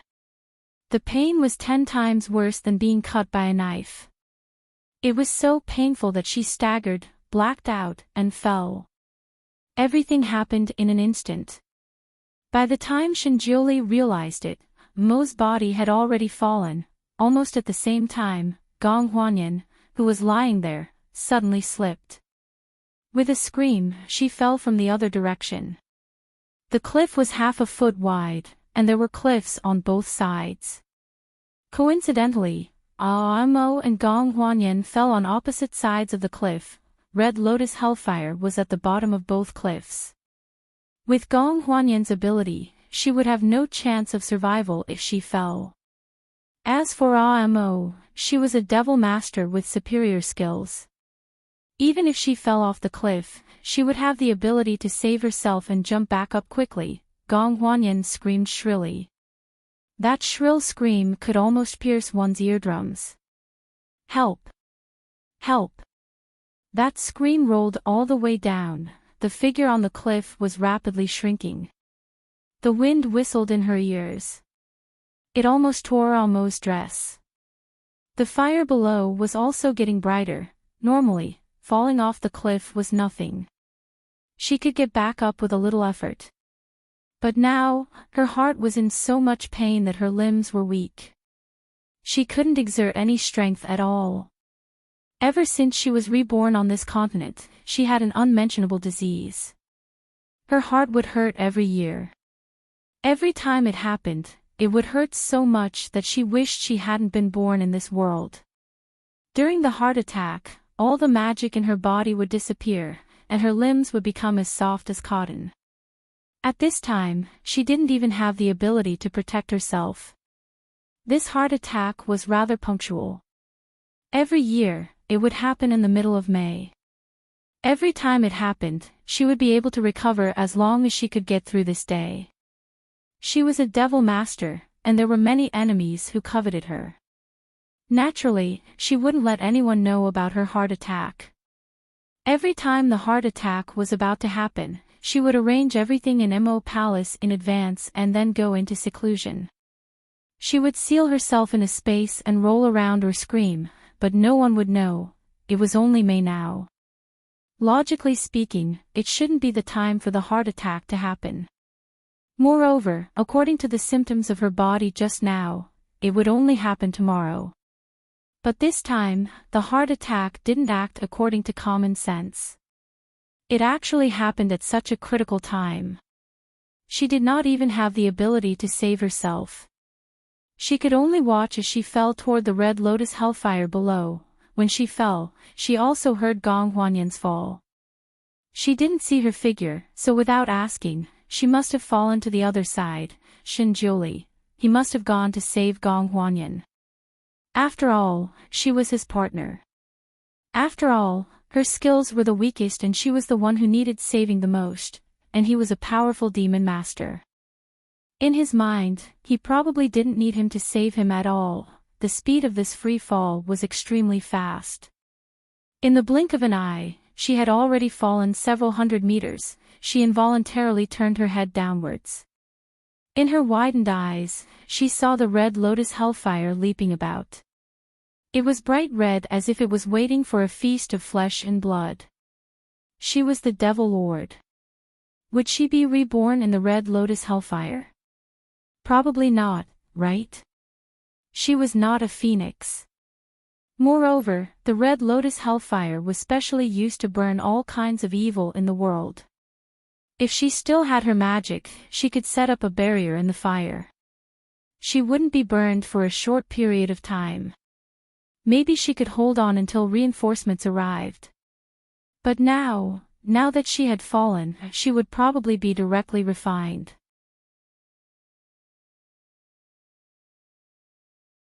Chapter 1722. Of course, she was never one to admit defeat. She would never admit defeat until the very last moment. While falling, she desperately waved her hands to get closer to the cliff. Once, the sky splitter in her palm even pierced the cliff. The sword did pierce the cliff, but her hand was too weak to hold the sword. Under the huge impact, she could not hold the hilt at all. As a result, she lost her sword again. The sky splitter was very strange, but when she had magic, it would automatically find its master. If she did not have magic, it would not move at all. Her palms were burning, and her heart was in so much pain that she wanted to dig her heart out. Coupled with the pain on her back, all kinds of pain accumulated and made her vision blurry. She could barely see anything clearly. Great despair struck her heart, and she simply closed her eyes. Forget it. That was it. She had tried her best, but fate refused to let her go. Perhaps this was her destiny as the Devil Master. Little Nyenma's shadow flashed in her mind, and her heart was in turmoil. That was her child. She had promised to play with him for a month. Now, it seemed that she was going to break her promise. She had already sensed the unique scorching heat of the red lotus hellfire below. In a few seconds, she would fall into it and directly turn into ashes. Swoosh! Suddenly, she heard the sound of the wind. Her waist was suddenly tightened, and she was suddenly in someone's arms. It felt like a parachute suddenly opened when falling from a high altitude, and the speed of the fall suddenly slowed down. A cold breath rushed into her nose, and her body trembled. She opened her eyes. It was a familiar hug, and a familiar person. She saw the beautiful curve of the person's chin and a pair of deep blue eyes. Shinjioli. He jumped down to save her. His face was a little pale, but his arms were holding her tightly as if he wanted to strangle her into his bones. She could even feel the trembling of his arms around her. After he held her in his arms, he drew the sword in his palm forward. Therefore, he held her with one arm and held the sword that was inserted into the mountain wall with the other hand. The two of them swayed a few times as if they were playing on a swing. Shinjioli simply pierced the sword deeper, and then fixed her to the cliff wall. "Do you want to die?" Shinjioli reprimanded him. His eyes were filled with rage. "Why didn't you struggle?" She was a dignified devil master, yet she was actually free-falling from a cliff. If he had not followed her down in time, she would have fallen into the red lotus karmic fire below and been burned to ashes. Amo was held so tightly that she could barely breathe. She opened her mouth and asked, "Where's Gong Huanyan?" You didn't save her." Shinjioli's arm stiffened slightly, and his voice turned cold. "You still care about others at this time. She's your companion after all." Amo blurted out again. "It's easier to save you." Shinjioli answered without hesitation. Only after he finished speaking did he realize that his answer was a little nonsensical. In terms of distance, Gong Huanyan was the closest to him at that time. If it was easier to save Gong Huanyan, it would have been easier for him. At that time, he watched as the two women fell, one on the left and one on the right. Almost without thinking, he instinctively followed Amo and jumped down.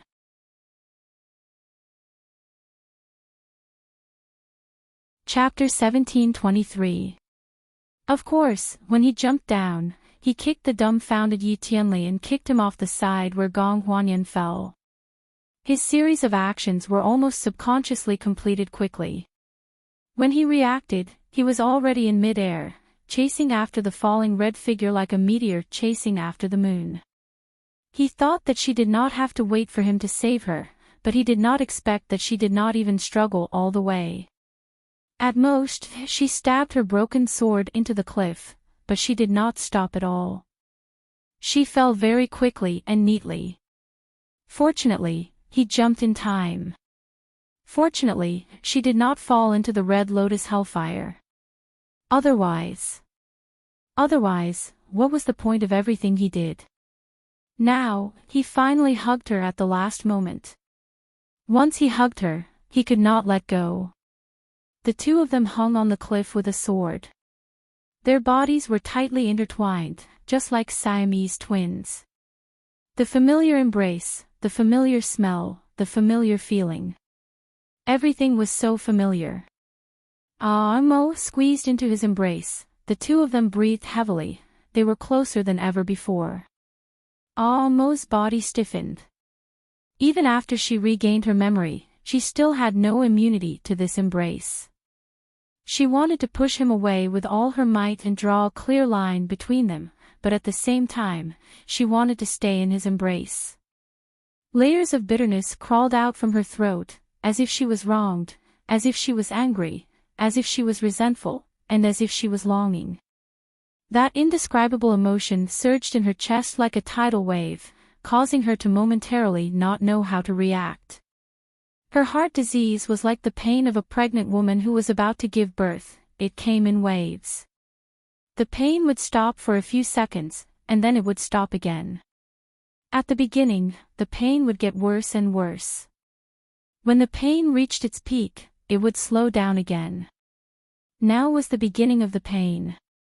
After the first wave of pain stopped for a few seconds, she was attacked by an even more intense pain. She bit her lips hard to resist the pain. "Your back is injured." After Shinjioli hugged her, he paused for a moment and then stroked her back. After her heart disease acted up, her magical power disappeared. Naturally, the injury on her back could no longer be covered by camouflage. Shinjioli touched the blood on his hand. His face changed as he looked at his blood-stained fingertips. The blood was dark purple and had a strange fishy smell. Clearly, this was poisonous blood. Very quickly, he found her wound. Shinjioli's face was even worse. He looked at her like a surging storm. "Why didn't you say earlier that you were injured so badly?" Amo's face had already turned green from the torment of her heart disease. In comparison, the injury on her back didn't seem that important. Although she tried her best to hold it in and not let herself moan, a layer of sweat had already formed on her forehead. She wanted to answer Shinjioli's question, or she wanted to rebut him. For example, for the sake of the big picture. However, she didn't know if it was because the pain was too intense or because she couldn't suppress the grievances in her heart, but after she opened her mouth, her lips trembled violently and her throat was a little dry. She couldn't say anything and just turned her head away. After the magical power disappeared, her pair of eyes turned black again. At this moment, it was as if her eyes were covered with a layer of water. Shinjioli's heart suddenly trembled, and he couldn't say anything else. This cliff was obviously not the place to talk and heal. Shinjioli calmed down a little and whispered, "Bear with it. Let's go up and I'll treat you." His left arm hugged her and his right arm swung the sword in his hand. He took advantage of the momentum to flip up.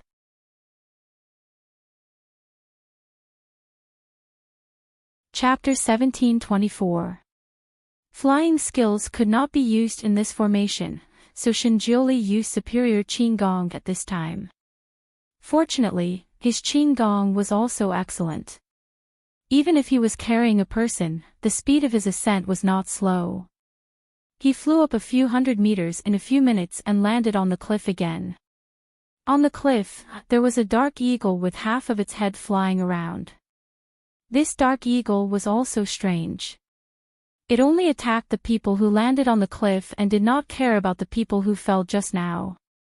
When Shinjioli carried a person up, the dark eagle immediately discovered his whereabouts. With a sharp cry, it swooped down towards Shinjioli. Shinjioli was also not polite. His left arm was still carrying Amo, while his right hand spun like a whirlwind and cut off two heads of the dark eagle. Just at this time, Yi Tianli also carried Gong Huanyan up. He had just stood still and did not have time to see what happened to Shinjioli and the rest. The dark eagle with only two heads was already rushing towards them like a cannonball. Following the dark eagle's flight, Shinjioli said, "You guys take care of it." Then, the supreme god carried Amo, who was unknown whether she was alive or dead, and flew away. In the blink of an eye, they disappeared into the purple smoke. Yi Tianli was speechless. He had the urge to curse. When the two women fell, he was just stunned.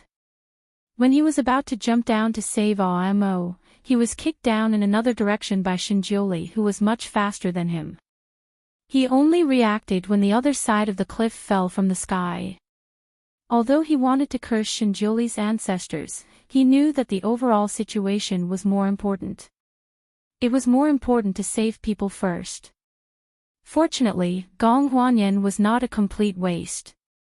After she fell, she still tried her best. She waved her hands, and when she fell halfway, she finally stabbed her sword into the cliff to stabilize her body. This allowed Yi Tianli to catch up with her. Gong Huanyan was so scared that two of her three souls ran away. There was still one soul that was in a daze, only screaming crazily. Yi Tianli thought her screams were too noisy, but he was too lazy to comfort her, so he simply sealed her mute acupoint. After his ears were clear, he lifted her up. He was still half crippled and could not exert any strength in one of his arms. Moreover, he had the witch beside him who could not help him and would only cause him more trouble. Flying up consumed quite a bit of his strength, and he was still panting at the moment. Now that the divine venerable had kicked such a big trouble like Dark Eagle over, did he think that he was not flustered enough? The Dark Eagle saw him standing there as an eyesore, so it vented all its hatred on him. Its millstone-like body circled around him, and its 16 claws scratched. As long as Yi Tianli was distracted for a moment, he might be scratched until his intestines were pierced. Yi Tianli, who had always been cultured, refined, and noble, finally cursed. At this time, he naturally did not care about taking care of Gong Huanyan. He casually placed her on the cliff and said, "Stand properly." He did not care whether she could stand or not. He turned around and went to deal with that crippled netherworld hawk. Gong Huanyan was in a sorry state. When she was pulled down by Amo, she knocked out a tooth. In the process of falling, she was scratched by the various protruding stones at the bottom of the cliff. There were several wounds on her body and her clothes were badly damaged. At this moment, she knew that everyone could not take care of her. She could only hug the narrow ridge of the cliff on both sides and tremble there like a leaf in the wind. Fortunately, she did not fall down again.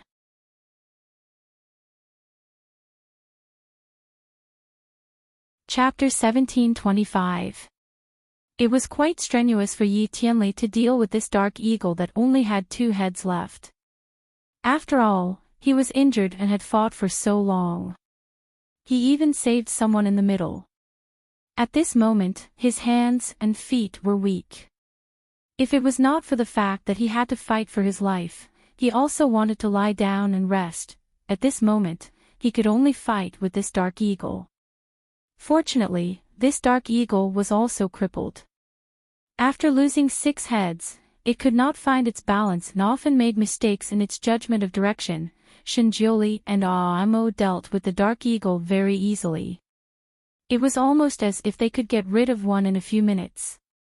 Now that he was fighting alone, Yi Tianli finally understood how big the gap between his skills and those 2 people was. Damn, it was like the difference between heaven and earth. Yi Tianli fought with it for almost an hour before he finally cut off its remaining 2 heads.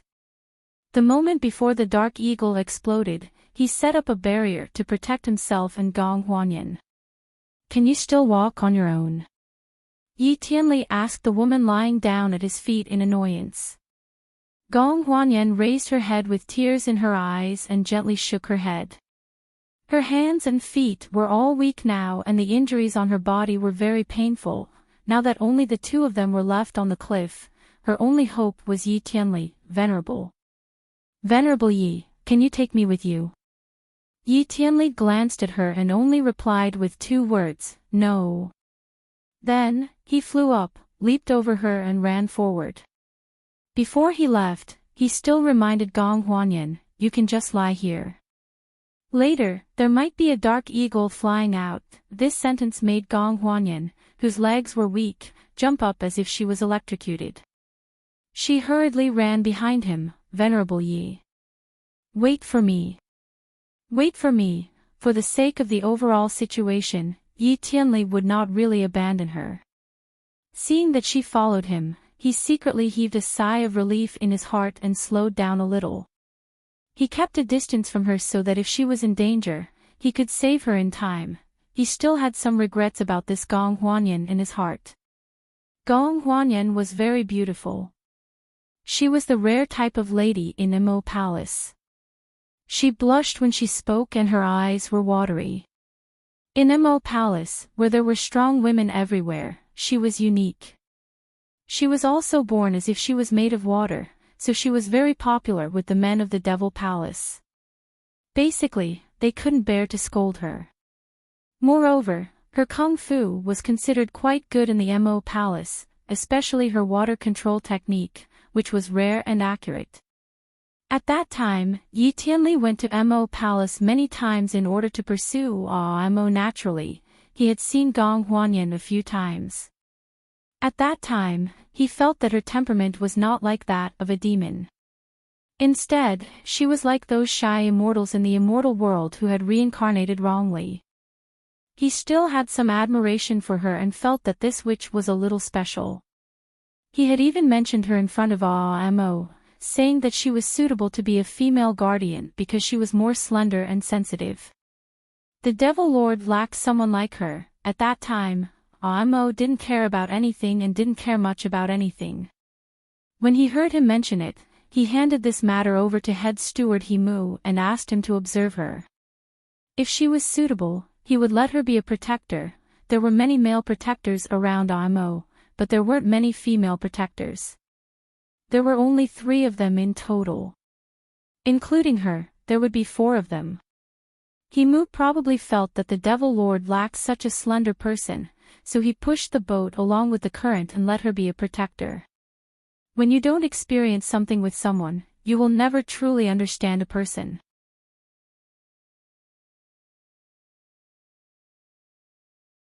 Chapter 1726.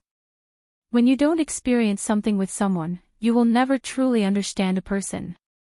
Only when you are in a life and death situation or when you get along with someone, can you see a person's true nature. He knew that Gong Huanyan was timid, but he didn't expect her to be so timid. Timid and unafraid, with no integrity, he often heard people say that Shinjioli was able to see through the situation and plan well. Why didn't he see Gong Huanyan's true nature in advance this time? Logically speaking, Shinjioli had stayed in Imo Palace for a month, so he should know Gong Huanyan, right? Why did he choose such a person as his partner? Did he not see her true nature, or did the Supreme Divinity have other ideas? The seal was such a big matter, and his team was in the lead, so he should choose an equally strong partner. Even if he didn't choose Mo, shouldn't he choose someone with high skills among the witches? Even if he couldn't see through Gong Huanyan's true nature, he should be able to see through her skills, right? Then why did he choose her so quickly? It was as if he had already seen through her. What was the supreme divinity thinking? Yi Tianli felt that he was smart enough, but he couldn't figure out the supreme divinity's thoughts. The thoughts of a god, don't guess, you won't understand. Forget it, he won't guess anymore.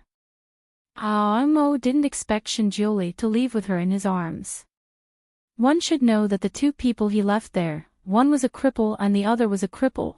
Wasn't he afraid that these two people would die here and cause the seal to fail? However, this thought only flashed in her mind for a moment, and the third wave of pain came. It was so painful that her face turned pale. It was so painful that she wanted to scream and roll on the ground. Fortunately, she still had a trace of clarity.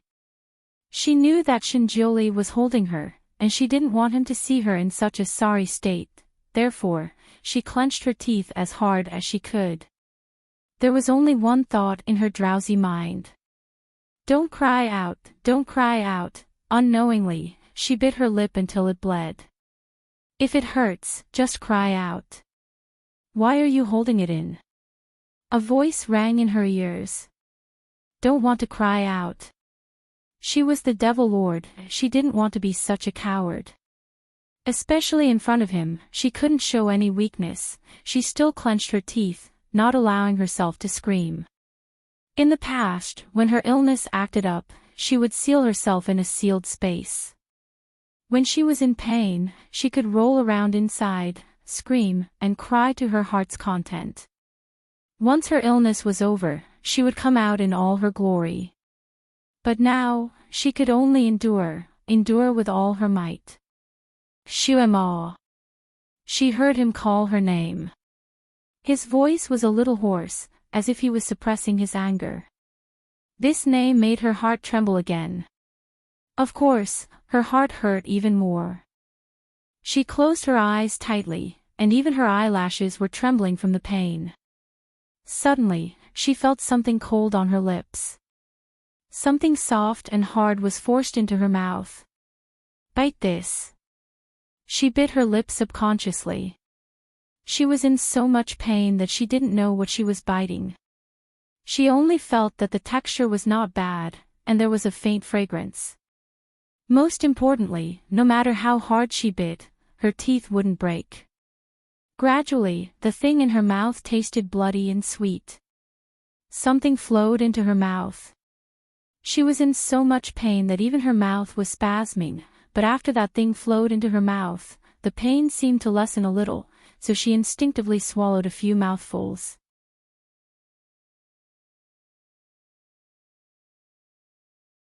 Chapter 1727. The warm and sweet liquid with a strange cold fragrance slid down her throat. Wherever it went, her spasming muscles relaxed a little. There wasn't much of the liquid. After swallowing a few mouthfuls, it gradually stopped. She instinctively felt unsatisfied, so she fiercely bit down on the thing in her mouth again. When she bit down just now, it was purely because of the pain that she wanted to find something to bite, so she didn't know how to use her internal energy. Now, in order to make more of the liquid flow out, she simply used her internal energy, so the liquid happily flowed out again. Purple smoke floated around her, and an opaque spherical enchantment appeared in an empty space. Inside the enchantment, Shinjiuli looked at her, who was desperately sucking on his finger in his arms, and his eyes darkened. Probably because it was too painful, her entire body was soaked in cold sweat. Layer after layer of cold sweat appeared on her beautiful face, but she didn't make a sound from beginning to end. She was so strong that it made him want to pull her over and beat her up. This kind of pain didn't seem like a simple back injury. He casually made a bed and put her on it. He wanted to check her injuries first, but she tightly held on to his hand, and he couldn't pull his hand away. He could only let her bite first, and use his other hand to check her pulse. His eyebrows gradually furrowed as he looked at her. Her heart was beating very abnormally. She also had spasms, and her face was frighteningly pale. Was this a heart attack? It seemed like it was a chronic illness. Did it hurt this much every time? When he wasn't by her side, did she always bear it by herself? As long as an outsider knew a secret, it would soon no longer be a secret. Mo kept her secret very well. Even her most capable subordinate, General Manager Himu, didn't know. It seemed like when her chronic illness acted up, she probably closed herself in a corner and gritted her teeth to bear it. He held her in his arms, and casually wiped the sweat from her forehead. He looked at her beautiful face, and even her lips were trembling. If it hurts, cry it out. You'll feel better if you cry it out. His voice was gentle, and it made the half-conscious Mo's nose sour. Ever since she came to this world, although her status was respected, she didn't have anyone by her side that she could truly rely on. No matter how painful it was, she could only bear it and bear it by herself. At first, she didn't feel that this was a grievance, but now she was injured. People are always more vulnerable when they are injured. His soft words made her, who was still in a daze, feel her eyes sting. Coupled with the fact that she was in so much pain, she felt even more aggrieved. Although she was still biting her lips with all her might, her tears finally flowed out. Her eyelashes were wet, and tears flowed down from the corners of her eyes. A finger brushed past the corner of her eyes, and she was hugged tightly in someone's arms. Then she heard him say, "I'm sorry, Shuamo. I'm sorry." His voice was extremely hoarse, as if it directly impacted her heart. This made the grievances that she had been suppressing in her chest surge up even more. Her tears flowed even faster, but her lips were still biting his finger, unwilling to let go. Shinjioli looked down at her in his arms. How long had it been since he last saw her cry? In the past, she had cried in front of him a few times. Sometimes it was fake crying, and sometimes it was because she was angry. She cried and laughed like a child, but it was the real her. After reuniting with him, she seemed to be wearing a mask. She was either cold like a block of ice that couldn't be touched, or like a hedgehog that wanted to prick anyone she saw. The most common expression was that she was expressionless. Even if she smiled, it was a fake smile. She had never cried before.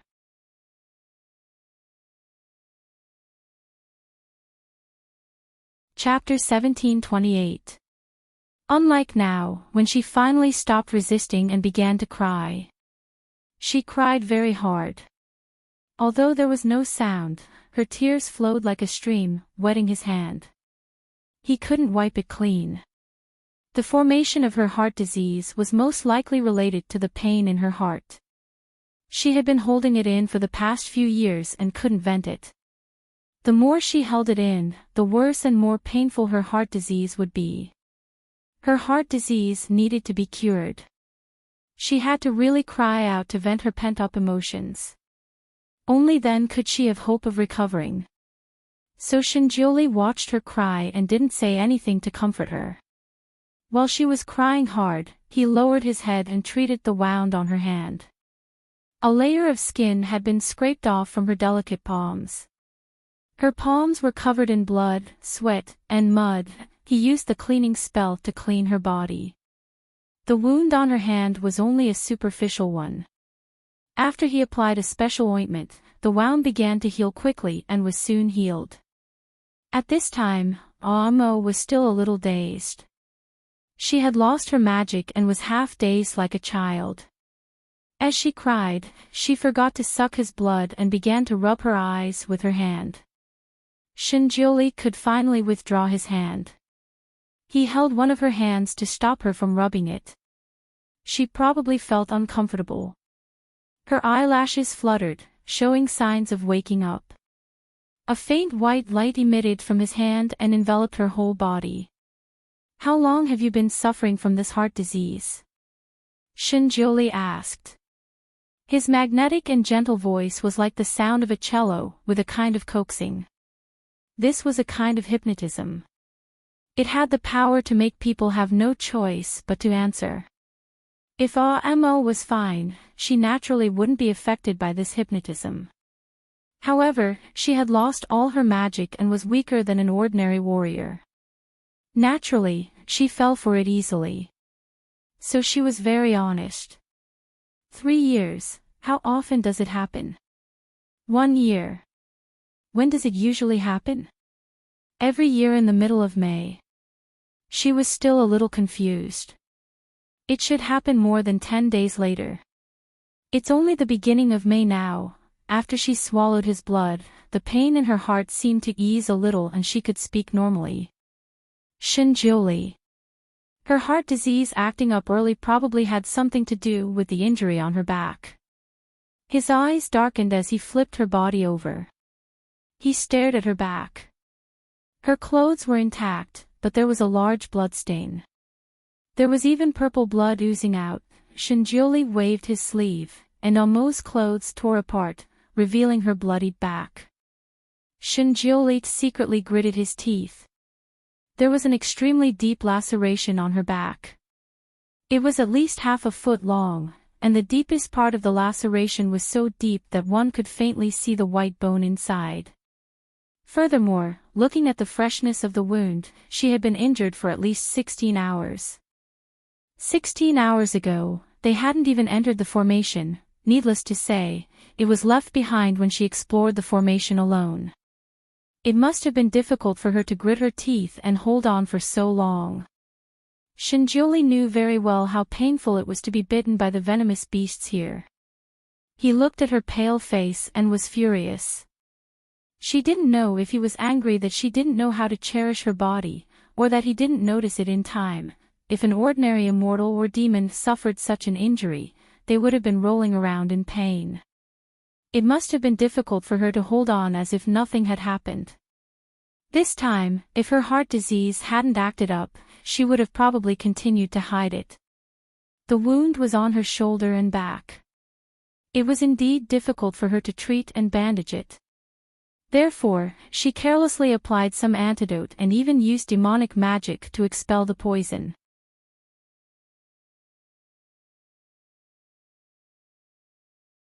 Chapter 1729. The wound was on her shoulder and back, and it was difficult for her to bandage it herself. Therefore, she simply applied some antidote on it and used her magic to expel the poison. However, she didn't know that all her methods were useless against the poison. It would only get worse and worse. In the end, her whole body would fester. Amo swallowed a lot of his blood, and the pain in her heart eased a little. Her confused mind finally cleared up a little. When she woke up, she felt a chill on her back. It was as if she was wearing nothing. She was shocked. When she opened her eyes, she saw a light blue robe. It took her a while to realize that it was Shinjioli's robe. Then, she was shocked to find herself lying on Shinjioli's knees. His cool fingers were busy on her naked back. This posture. Amo's body stiffened. She wanted to turn over. Suddenly, she felt a few fingers pressing on her back. A voice came from above her head. "Do you want me to look in front of you?" Amo was speechless. Rogue. She gritted her teeth and sneered. The Divine Lord is the role model of the 6 realms. How can you say such immoral words? She wanted to say shameless words, but changed her mind. She was the Devil Lord. She had to be polite when she scolded people. "I'm just telling the truth." Shinjioli's voice was neither cold nor warm. Amo thought about it. She did want to roll over, but her clothes had been torn open. If she rolled over, the scenery in front of her would be exposed. She clenched her teeth and pulled her clothes closer to cover her chest. Then, she struggled to get up. The aura on his body made her feel extremely unstable, so she subconsciously wanted to stay away from him. However, he held her in place with one hand. "Don't worry. I won't do anything to you. I'm just treating your wounds." He didn't know what kind of ointment he put on her wound. It was warm and different from his usual ointment. Mo had already recovered Ning Xuemo's memories. After living by his side for so long, Ning Xuemo was very familiar with his ointment. She remembered that when he applied the ointment on her body, it was slightly cold and had a high viscosity. It could be considered a semi-ointment. But this time, it was in the form of a liquid and was very warm. After dripping into her wound, a warm feeling spread throughout her body. Originally, the pain there was like being stung by a scorpion, but after the medicine dripped in, the pain lessened quite a bit. Drop by drop, the medicine dripped into her body. What was even rarer was that not a single drop flowed out. All of it went into her wound. Was he dripping his own blood? Mo smelled a hint of blood. She turned her head to look, but her face was on his lap. As soon as she moved her head, he gently pressed it down. "Don't move." Mo didn't know what to feel. Subconsciously, she didn't want to owe anyone anymore. "This injury. I can treat it myself. Let me go." Mo, we don't have much time," Shinjuli suddenly said. "Huh?" Mo didn't react for a moment.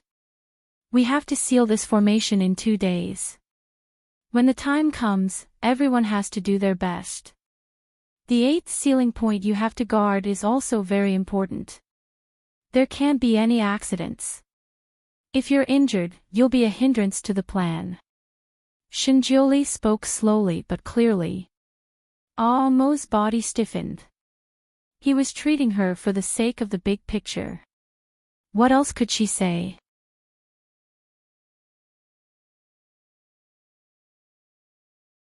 Chapter 1730. Mo's body stiffened slightly. Shen Jining was treating her from the perspective of the big picture. What else could she say? She couldn't refuse at all. She gritted her teeth and stopped moving, allowing him to treat her. She still refused to admit defeat. "I didn't drag the team down even though I was injured." You're great." Shinjuli complimented her. There was a hint of teasing in his voice. Mo was speechless. She had the illusion that she had kicked a pile of cotton. She opened her mouth and wanted to say something, but the pain in her heart attacked her again. She subconsciously curled up her body, waiting for the pain that felt like it was going to tear her whole body apart again. The pain in her heart was getting worse each time, so she stiffened her body in advance. She subconsciously wanted to withdraw her hand into her sleeve so that she could hold it tightly. Unexpectedly, before she could withdraw her hand, he held it. "Don't force yourself to endure the pain. The more you endure, the worse the pain will be. Come on, call it out." His palm was as cold as a popsicle. Mo subconsciously shrank back. He seemed to realize something. His palm gradually warmed up. It was a temperature that she was familiar with. She didn't know how many times she had held this pair of hands in her previous life. She was familiar with almost every line on his palm. She still hated him, but her body was subconsciously greedy for this embrace. She was greedy for the feeling of holding his hands tightly. This pair of hands used to be her strongest support. She used to risk her life to hold this pair of hands forever. He was like her poison. She knew it was poisonous, but she was shamelessly greedy for it, especially when she was at her weakest. Holding his hand again and feeling the warmth of his hand, she actually felt a shameful sense of relief. When a person's pain reached its peak, only instinct was left. Gratitude, resentment, and heartlessness could be temporarily thrown aside. She subconsciously held his hand tightly. When the pain climbed up, she wanted to bite her lip again. "Don't force yourself. Call it out. Come on, call it out." He coaxed, patting her back gently with his other hand. These words were so ambiguous. It seemed like there were such lines in some porn movies. Amo was in so much pain that she wanted to scream and roll on the ground. When a person was in extreme pain, they really wanted to scream out loud. She did have the urge to scream, but she was used to enduring it. Even if she wanted to scream, she wanted to find a place where there was no one around and not in front of him. What's more, Yi Tianli and Gong Huanyan should be here soon. If they heard him, the dignified demon lord, wailing like a ghost, "You're still so concerned about your reputation at this time." Shinjiuli obviously saw through her misgivings. He raised his hand and rubbed her hair. "Don't worry, I've set up a wizardry barrier. They won't hear you even if you scream yourself hoarse." Amo sincerely felt that she didn't want to think too much about it, but could this supreme divinity please not make such a pun? "As for me, I've seen you in an even more pathetic state. What are you embarrassed about? Come on, scream. Don't be afraid of disturbing me. I'll just seal off my hearing." Shinjiuli continued to remove her defenses. Amo, she was in so much pain, but when she heard what he said, the corner of her lips couldn't help but twitch. His posture was quite like a young master who was flirting with a good woman. "Girl, scream. Scream as much as you want. No one will hear you even if you scream yourself hoarse." She held his hand tightly. When the pain was unbearable, she couldn't help but bite his palm again.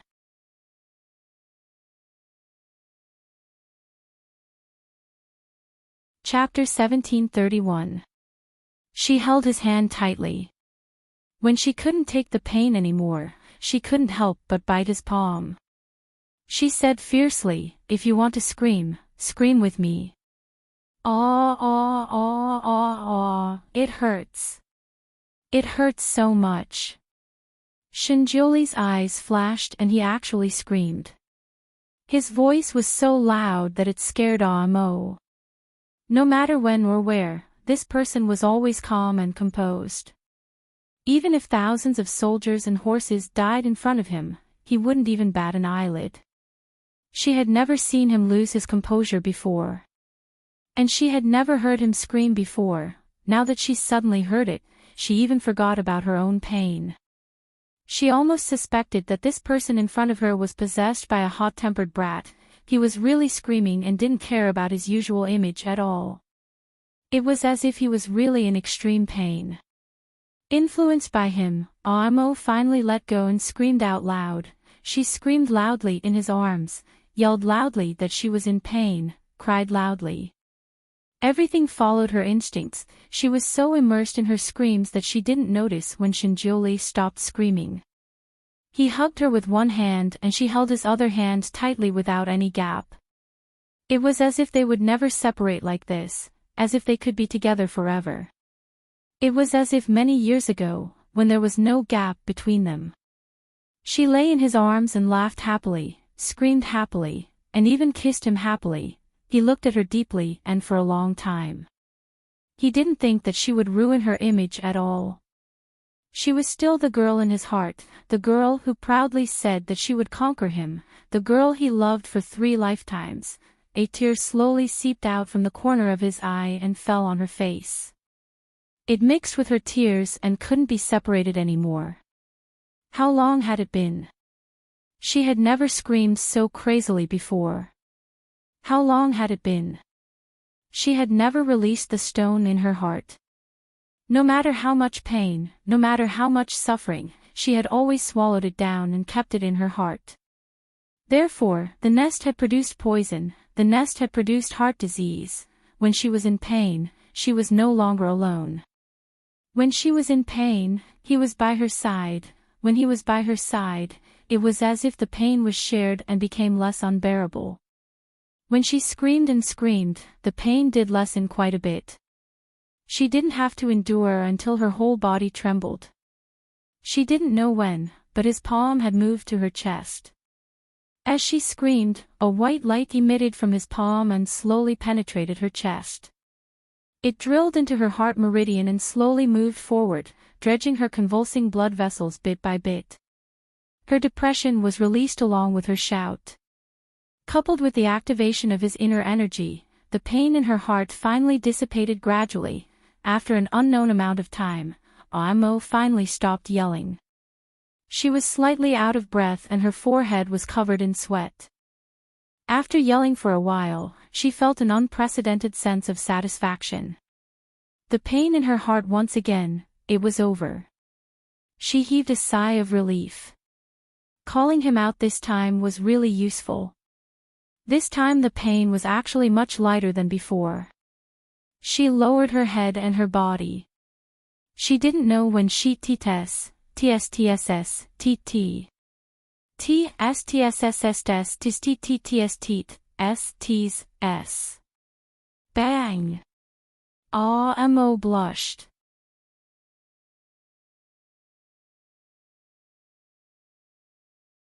Chapter 1732. You. She turned over and wanted to get up. He pressed his palm and said in a deep voice, "Don't move, it's almost done." Only then did she clearly see the white light in his palm. She recognized that it was his healing light. Her heart skipped a beat. Was he treating her heart disease? She could feel that his internal energy was slowly moving in her heart, and it was gradually unblocked. Amo used to be a doctor himself, so he figured out the principle after thinking for a while. When she went through the calamity in her previous life, it was the time when she could not vent or relax. So after the calamity, the knot in her heart directly became depressed and became a heart disease. The way he teased her just now, making her cry and scream, was just a special treatment method. He let her vent her depression first, then he used his internal energy to help her unblock her heart meridian. In this way, the heart disease that followed her for 3 years and caused her to live a life worse than death might be cured. After understanding the principle, Amo was relieved. He also said at the right time, "Close your eyes and feel my internal energy, then use your own internal energy to follow." He told her the rules of the follow-up treatment. Amo naturally would not disagree with him at this time. She tried her best to ignore the appearance of her body lying in his arms and followed his internal energy. After crossing the cliff, Yi Tianli finally breathed a sigh of relief. Gong Huanyan also followed unyieldingly. She did not fall behind at all. Sure enough, when people were forced into a corner, their potential was limitless. However, after crossing the cliff, she sat down. She did not know if she was tired or scared, but her legs kept playing the pipa. She looked around, where are the Divine Lord and the rest? Yi Tianli's eyes fell on the milky white ball enchantment not far away, and his face did not look good, probably, inside. The ball was the size of a small house, and the scene inside could not be seen from the outside. Gong Huanyan struggled to stand up and ran toward the ball enchantment. "Divine Lord." As soon as she called out, she was stopped by Yi Tianli. Yi Tianli's voice was strict, "Shut up. What are you shouting for?" Gong Huanyan opened her eyes wide. "I want to see if the Divine Lord and the rest are really inside. Maybe this enchantment ball was not set by the Divine Lord. If they are not inside, we can look for them in other places. Is there even a need to look?" Yi Tianli's voice turned cold. "The immortal qi in this enchantment is not ordinary. One look and I can tell that it was set up by the Supreme God. Naturally, they are inside." Gong Huanyan blurted out, "What are they doing inside?" Yi Tianli ignored her. Just now, he didn't see Shinjioli and Amo's specific appearance clearly. He only vaguely saw Amo's body curled up badly. She must have been seriously injured, and Shinjioli was probably healing her inside. However, it's just healing. Is there a need to set up such a barrier that isolates all external interference? And it was not transparent. Was Amo seriously injured? It shouldn't be, right? He didn't see the dark hawk attack her. Instead, it looked like she slipped down. With her martial arts, even if she slipped, she shouldn't be injured, right? Moreover, Shinjioli had jumped down in time to save her. What was going on? He suddenly thought of the suspicious bloodstain on Aomo's back, and his heart skipped a beat. Perhaps Aomo had been injured long ago, but she couldn't handle it herself. She had been holding on, so she endured until now. Otherwise, with her skills and habits, she shouldn't have let the bloodstain stay on her clothes. Gong Huanyan looked at the enchantment reluctantly. What should we do now?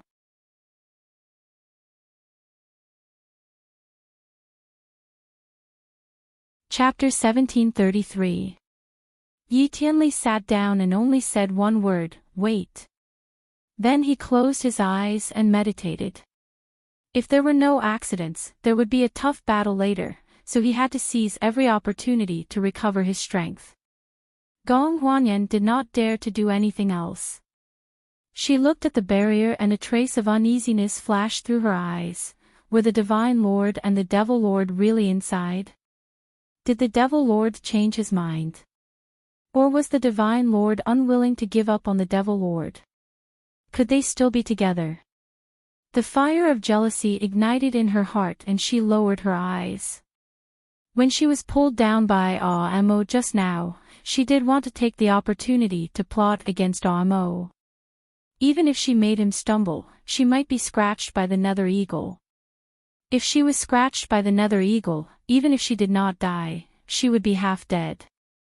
However, she was timid and before she could do anything, Aomo fell down by himself. Gong Huanyan was overjoyed at that time. She was afraid that Shinjioli would jump down to save Aomo, so she rolled to the other side. She felt that Shinjioli would jump down to save her first, not the other woman, given how protective he was of her. She did not expect that she miscalculated. When she fell, she saw Shinjioli jump to the other side. He did not have the intention to save her at all. She panicked and used all her strength to scratch desperately to stop herself from falling. She waited for Yi Tianli to come and save her. She looked gentle and elegant, but after all, she grew up in the devil realm. At this moment, looking at the white barrier, all kinds of unbearable images flashed through her mind. Would the Devil Lord regret it? Was he fooling around with the Divine Lord now? Of course, she did not dare to say these dirty thoughts out loud, or even show them. She also sat down and tried to meditate to recover her strength. She told herself in her heart. It did not matter. She was about to reach the 8th sealed area. At that time, the Devil Lord and Yi Tianli, these two eyesores, would be left behind. She could then be alone with the Divine Lord. She had to find a way to become stronger and let the Divine Lord see her in a different light. The Divine Lord's Kung Fu was extremely powerful. She might be able to benefit greatly if she stayed by his side in the future. For example, he might personally teach her some Kung Fu, or give her some elixirs that could increase her Kung Fu quickly. In a few years, she might become a real expert. At that time, she would go to Mo Palace and show those who had looked down on her. She would let them know that she, Gong Huanyan, could also turn over a new leaf one day. Moreover, she had a special ability to seduce men. As long as she could get along with the Divine Lord for a long time, she might be able to seduce him to be her subject. Then, he would become her big protective umbrella, and she would be able to do whatever she wanted in the 6 realms. In that case, that Devil Master might also have misgivings towards her in the future and call her sister. The future she imagined was so beautiful that she couldn't help but smile. Time ticked by. No one knew how much time had passed, but the people inside still had no intention of coming out. The spherical barrier was still standing there, motionless. Gong Huanyan finally lost her patience. After thinking for a while, she walked towards the bowl. Unexpectedly, he had only taken a few steps when his feet seemed to be gripped by something, and he could not take another step forward. Subconsciously, she looked down and screamed in fright. A white skeletal hand emerged from the dark brown ground under her feet and directly grabbed her ankle. the cold and hard feeling crawled up her calf like a poisonous tongue.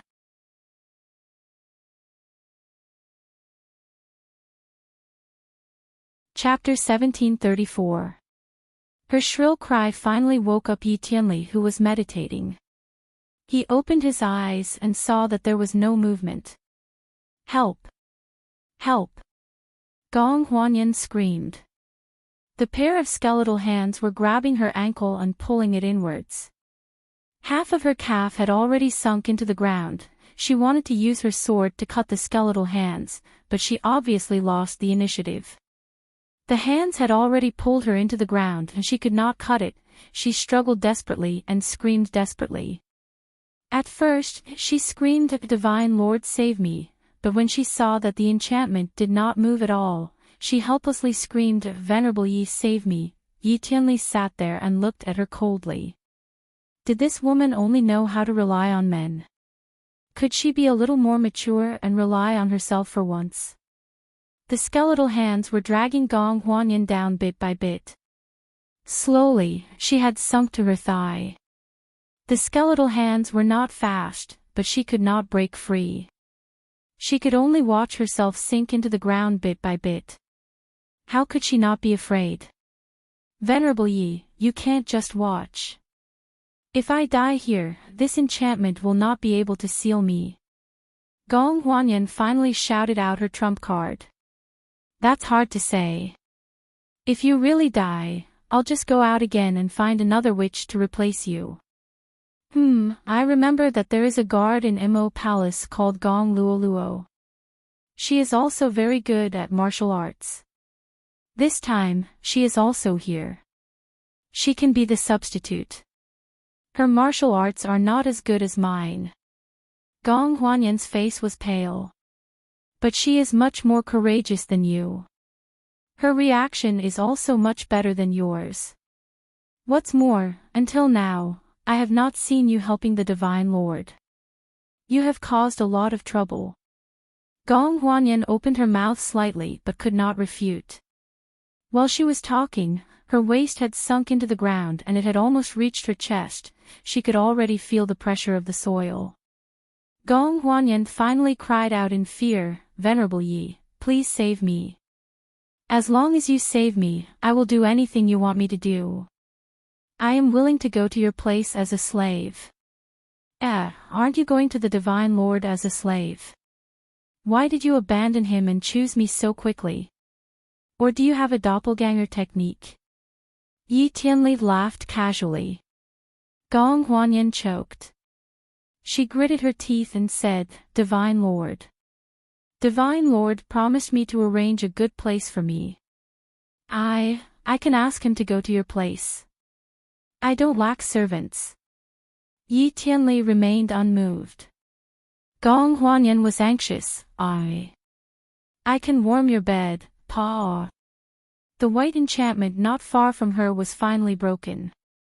The Divine Venerable, who rarely wore a light blue robe, and the Devil Lord, who wore a red dress, walked out. Gong Huanyan was stunned and immediately shouted, "Supreme Divinity, save me! Supreme Divinity, save me!" Shinjiuli glanced at her and then looked at Yi Tianli, who stood up. "Does Venerable Yi really lack a bed-warming maid?" Yi Tianli opened his mouth slightly and did not know how to answer. This is not. Of course, he was not interested in Gong Huanyan. He just did not like her and wanted to punish her a little. Shinjiuli interrupted him. "She can't. You can choose another one when you get out." Yi Tianli was stunned. Could it be that this supreme divinity had a special taste and really wanted such a witch? Amo also raised his eyebrows and looked at Shinjiuli. He did not know what Shinjiuli was planning. Gong Huanyan's eyes lit up. "Supreme Divinity, please save Huanyan. Huanyan only wants to be your servant. Now that the array is not sealed, Huanyan cannot die. Huanyan can only say this to Venerable Yi for the sake of sealing the array. Huanyan does not really want to be his servant."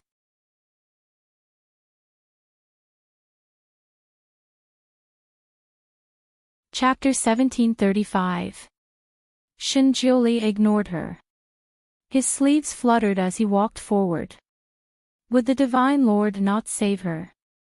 Gong Huanyan was anxious. Divine Lord, as long as you save me, I'm willing to do anything for you. I don't lack anything.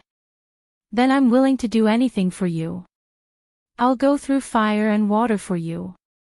Shinjioli paused his steps. Go through fire and water. Do you know that these two things could cost you your life? Gong Huanyan paused and then answered firmly, as long as you need my life, you can take it away at any time. I won't complain. I won't regret it. Rumble. A series of thunder rumbled out of nowhere. The thunder was dull, but it rang clearly in everyone's ears. Gong Huanyan was stunned. Shinjioli said faintly, promises made to God will be witnessed. Gong Huanyan, Shinjioli did not turn around and only said to Yi Tianli, you've played enough. Let her go. His sleeves fluttered and he walked forward. Yi Tianli rubbed his nose. He was the one who made the pair of skeletal hands. He just wanted to teach Gong Huanyan a lesson. He did not expect Shinjioli to see through it without even looking at it. He waved his hand and patted the ground. Gong Huanyan was finally free.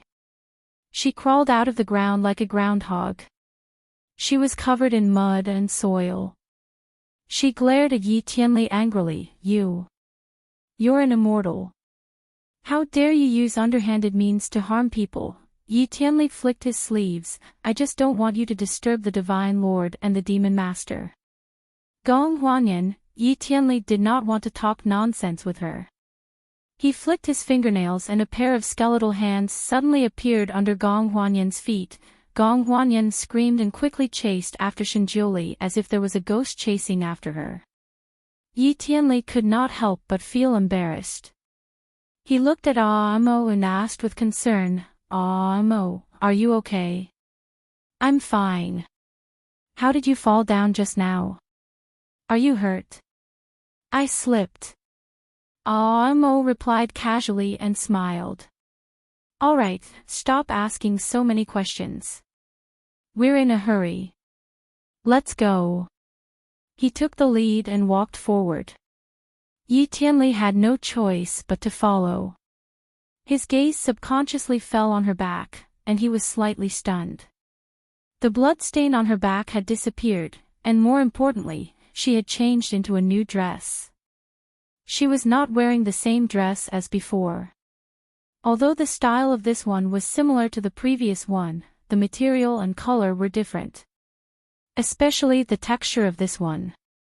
It looked as soft as the clouds, and it floated as she walked. He had never seen such a material before, but it was obviously expensive. She had just been locked in the white enchantment with the Divine Lord and had even changed her clothes. Yi Tianli felt that it was hard for him not to think in the wrong direction. He blurted out, Amo, was your back seriously injured just now? Amo's footsteps paused for a moment. He only replied with a yes and added, don't worry, it's fine now. Yi Tianli looked at her face. Her face was still a little pale, but other than that, there was nothing wrong. Her back did not seem to be as stiff as before, as if she had completely recovered. Yi Tianli sighed softly, Mo, you should have told me earlier that you were injured. It was difficult for her to endure such severe pain for such a long time and to fight so many fierce battles.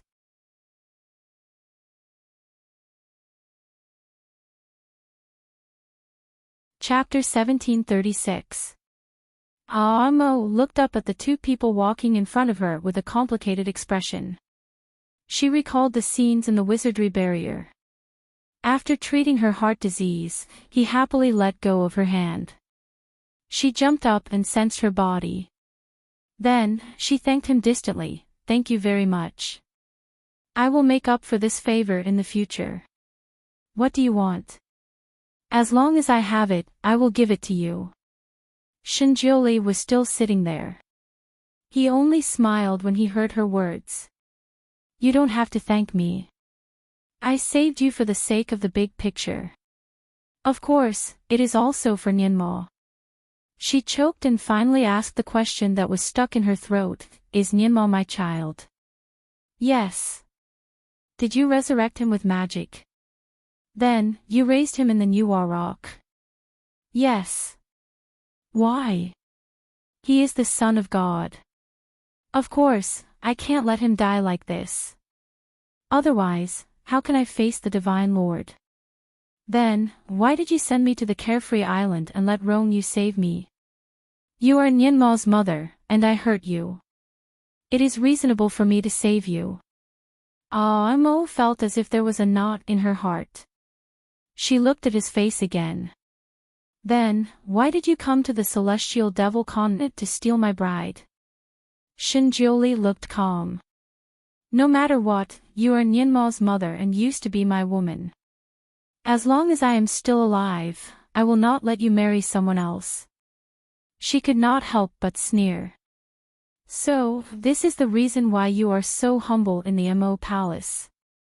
Do you think you can stop me from marrying someone else? Even if a married couple is divorced, there are many people who divorce and remarry after having a child. That is why I fought for it. Nienma loves his biological mother. He kept saying that it was for Nienma, but Mo did not know why it sounded so harsh. She could not help but sneer again. It seems that you are sincere in coming to the Mo Palace to be my fiancé. Of course. What about Lizine?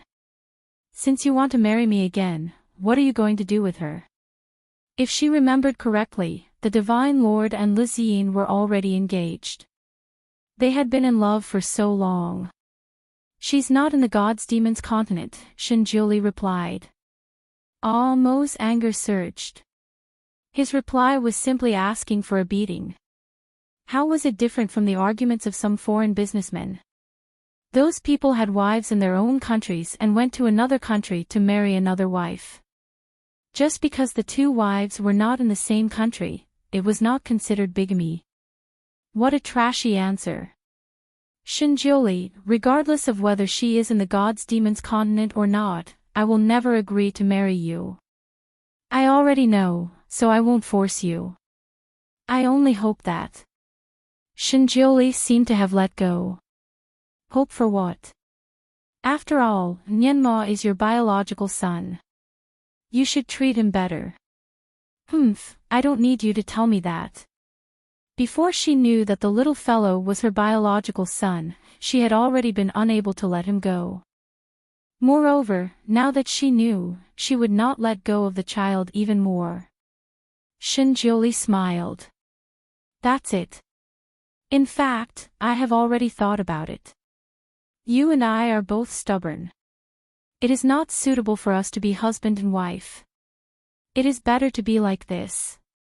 Even if we are not husband and wife, you are still Nienma's mother. If he misses you, he can look for you. I will not stop him. It was not suitable for them to be husband and wife. Yes, it was indeed not suitable for them to be husband and wife. It used to be so, and it was even more so now.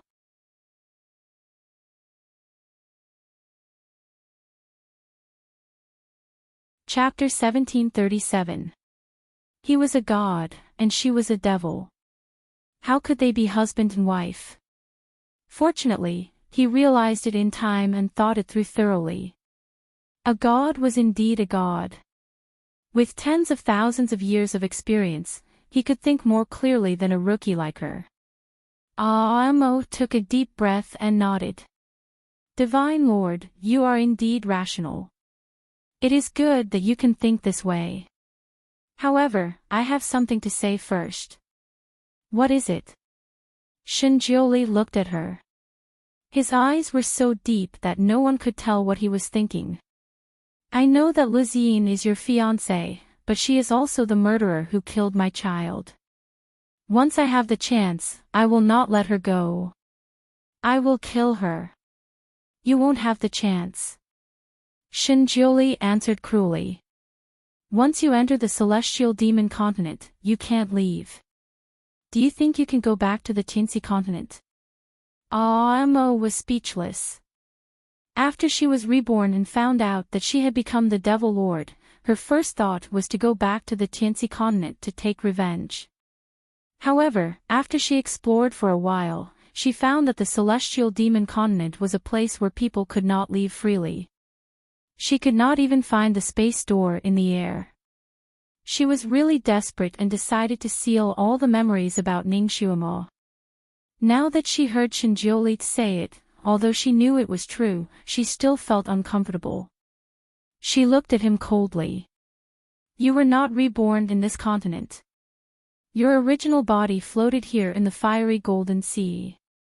The space door to the Tianxi continent should be there, right? Since you can come, I can go. Shinjiuli looked at her. Shuemo, is revenge really so important to you? Nianma is still alive. You can still be with him for a long time in the future. Why do you want to take the risk for someone irrelevant? There is indeed a space door there, but it has been destroyed because of a mistake. Now, even I can't go back, let alone you. When he called her Shuemo, her heart trembled slightly. She looked at him with a cold gaze. You're a god. You can let bygones be bygones when others kill your child. I'm a demon, and demons are vengeful. I can't do that. Although what he said was true, his intention to protect Lizine was too obvious. She couldn't help but get angry and argue with him. Shinjiuli pursed his lips and lightly said, she has already received the punishment she deserves. What punishment? Amo asked. What do you think? Shinjiuli raised his eyebrows and looked at her. Haven't you already punished her? Amo, the fire in her heart burned even brighter. At that time, she had indeed used cruel means to gouge out Lizine's eyes and cut off her hand. She had even stabbed her a few times in the stomach. However, she had not taken her life. With Shinjiuli's medical skills, he should be able to cure her quickly. That woman might not even have a scar. Perhaps Shinjiuli had even compensated the woman by promising her a lot of conditions. When she went to the Sun-Moon clan, the disciples said that Lizine was with the great emperor. She couldn't find her no matter how hard she tried. She couldn't force the woman to come out even when she threatened to kill herself. Moreover, he still didn't give her an explanation for this matter. That's right. That woman is his fiancée. She might even be married now. He should protect her. In his heart, he probably thought that after he got Nianma back, the woman would be punished again because of this. That was the end of the matter.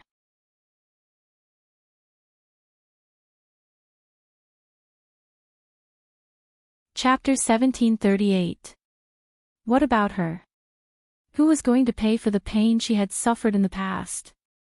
Her gaze fell on Shinjiuli, who was also quietly looking at her with a gentle gaze. He sat there quietly, his light blue robe half open, revealing his snow-white inner robe. He looked a little disheveled, but he was extremely sexy. Thinking about how she was lying in his embrace just now, she couldn't tell if she was angry or something else. Shinjiuli slowly said, Shuemo, if you're still unhappy, we can still get married after this. I'll make it up to you on her behalf, in your dreams. Amo's anger was about to erupt. Make it up to her. Who was he to make it up to that woman? Shinjiuli lowered his eyes and said indifferently, if that's the case, then let's put this matter aside. You will make me think that you still love me. Amo's impression of him had changed because he had saved her this time, but now that she heard what he said, her anger rose again, and she was very unhappy with him. She wanted to stab him with a knife. Supreme Divinity, narcissism is an illness, you have to treat it. I've always been like this. Shuemo, it's not your first day knowing me, right? Amo sneered, of course. She knew that he had the habit of liking the new and disliking the old. No matter how rare something was, once he had enough of it, he would throw it away like a pair of worn-out clogs. At this point, they were simply not on the same page. Imo didn't want to spend a moment with him, so she turned around to break the barrier and run out. Unexpectedly, he suddenly reached out and pulled her. His movements were as fast as lightning, and she was caught off guard, so she fell into his arms and threw herself on top of him. The familiar scent rushed into her nose again, but this time, Imo didn't feel any warmth, but only anger. She slapped him. "What are you doing?" This time, her slap didn't hit him, but her wrist was easily caught by him. Then, he used a little more strength and imprisoned her in his arms. Imo, I think you should seriously consider my suggestion. Let's get married." He hugged her very tightly. It was so tight that it almost hurt her waist. "In your dreams. Shinjioli, you can go to hell now." Imo was so angry that he spoke without thinking. He struggled a few more times. She had just recovered from her heart disease and her magic power had not recovered yet, so she was no match for him. "Will you be sad if I die?" Shinjioli was still holding her in his arms. His tone was half serious and half joking. "No. I will beat the gongs and drums to celebrate." "Sigh, that's really sad." Shinjioli sighed and finally let go of her. Imo immediately jumped away and stayed far away from him. She deeply felt that Shinjioli seemed to be a little crazy today. She couldn't help but size him up again. She saw him sitting there with a faint smile on his face. His eyes were as deep and unfathomable as before, making it impossible for her to guess his true emotions. Forget it, she was too lazy to guess. This person never acted according to common sense, and she never seemed to be able to see through him. Now, she didn't want to guess at all. "Your magic power hasn't recovered yet. If you go out, you will be easily eroded by the purple evil spirit here. First, sit down and rest for a while. The big picture is more important." Shinjioli was serious. Imo secretly took a breath and calmed down. "I know the big picture is more important. Didn't you save me just now for the big picture?" "Yes, Imo is very smart. You really understand." Shinjioli praised her.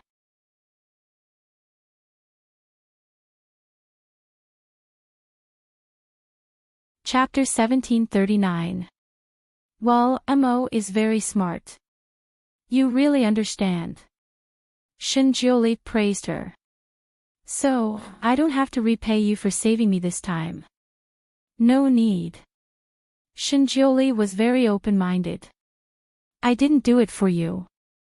He slightly looked down and then looked up again. "However, I still want to ask you to do one thing for me." "What is it?" "Since I don't owe you anything, I may not agree. After this matter, I will be in isolation for a period of time. Please take care of Nianmo." Isolation. Imo already knew that this person was often in isolation, so she did not suspect anything. When she heard his request, she smiled. "He is my son. Of course, I will take care of him. You don't have to ask me for this." Shinjioli gently sighed. "That's good." Imo looked at him and tried to hold back. She could not help but ask, "How long will you be in isolation?" Shinjioli supported his chin with one hand and looked at her with a smile. "What is the purpose of this question?" "Shinjioli, do you think that everyone is like you? Do you think that you have a purpose for asking a question?" Imo felt that today's Shinjioli was very difficult to communicate with. "If this is your secret, then you don't have to say it. Pretend that I didn't ask." "This is hard to say. Sealing this main array consumes a lot of my magic power. I can't say for sure if I will be in isolation for a few thousand years." Imo was speechless. Thousands of years. So long. Was he serious or was he joking? She did not look well.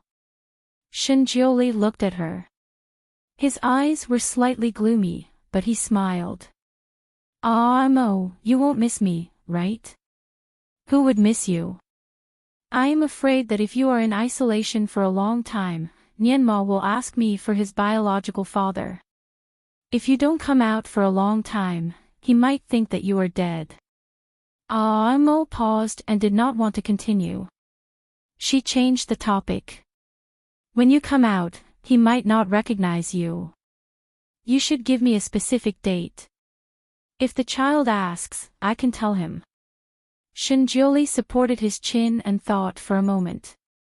1,000 years. The promise of 1,000 years, his seclusion this time was unusually long. Mo didn't know what to feel, so he didn't say anything for a while. Shinjioli looked at her with a smile. He was smiling a lot today. Mo, have you missed me a lot in these 1,000 years? If you miss me, I can come out a few years earlier. You think too much. Mo felt that his smile today was particularly dazzling, giving her the urge to scratch it off his face. She added fiercely, it's better if you go into seclusion for a few more years. My son and I can spend a few more years together. As she spoke, her magic power finally recovered. She stood up and said, all right, let's stop talking nonsense. It's more important to seal this formation as soon as possible. Shinjioli looked at her from behind. There seemed to be thousands of emotions surging in his eyes, but he firmly suppressed them. Seeing that she was about to lift her sleeve to break the white barrier, he suddenly stood up and hugged her from behind.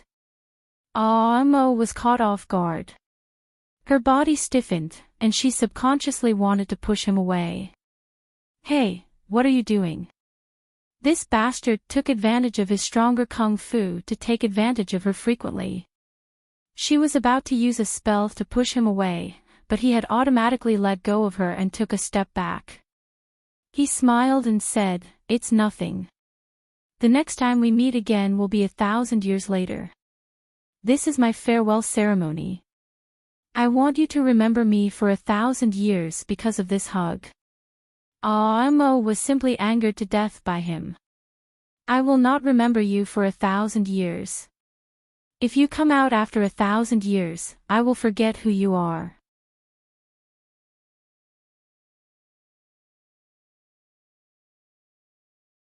Chapter 1740.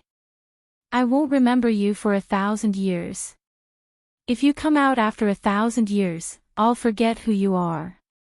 Shinjioli, I have nothing to do with you anymore. It doesn't matter if I remember you or not.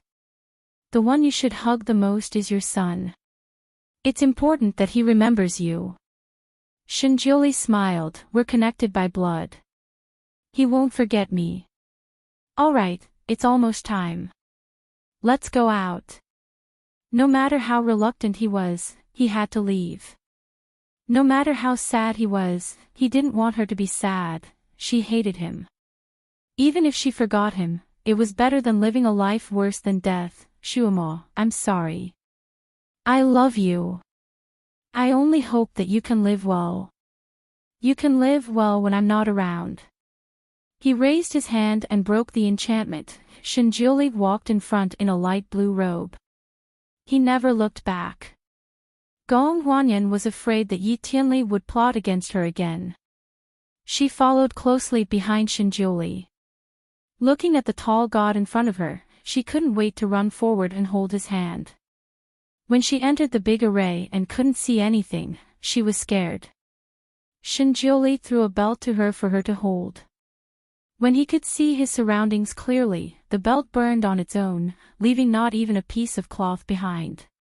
When the partners of other teams fought, they had their backs against each other. However, she didn't have to lean against him at all. She had been partners with him for a long time, but she only touched a small piece of belt that he threw over. Soon, they arrived at the 8th seal. Mo and Yi Tianli stood in their respective positions. Listen to my orders later. Don't hesitate.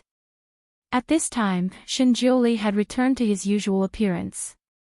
His expression was indifferent and calm. "I don't need your orders," Mo said. Her team and Shinjioli's communication talisman was with her. Shinjioli nodded slightly. His eyes turned to her and Yi Tianli. He paused slightly on Mo and quickly moved away. He turned around and left. Mo watched the two of them leave. He didn't know why, but he felt a little flustered. His fingers clenched tightly in his sleeves. Mo. Yi Tianli had to call her a few times before she heard him. Mo, are you not feeling well? Yi Tianli could not help but ask. Mo did not look well. Mo shook her head. She felt very comfortable right now and didn't feel any discomfort. She also knew that this was a critical moment for the seal, and she could not afford to be distracted.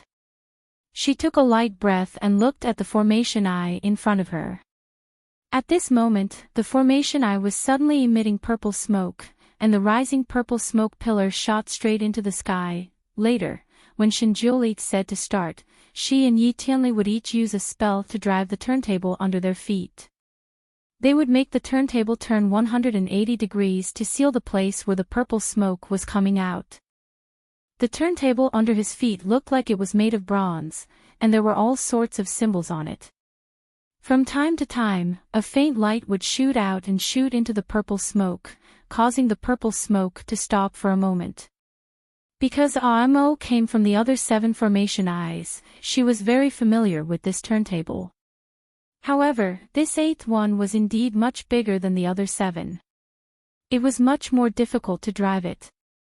It really needed an expert like her to drive it. She and Yi Tianli were standing at the position of the yin and yang 8 trigrams. One yin and one yang, complementing each other. The one she was standing on was the demon clan spell, while the one Yi Tianli was standing on was the immortal clan spell. This turntable could only be driven by one immortal and one demon.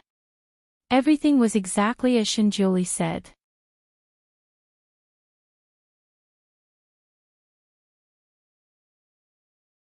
Chapter 1741. This array was set up by those immortals and demons 50,000 years ago. She stood on top of it and felt an ancient aura coming from it. She was in a trance.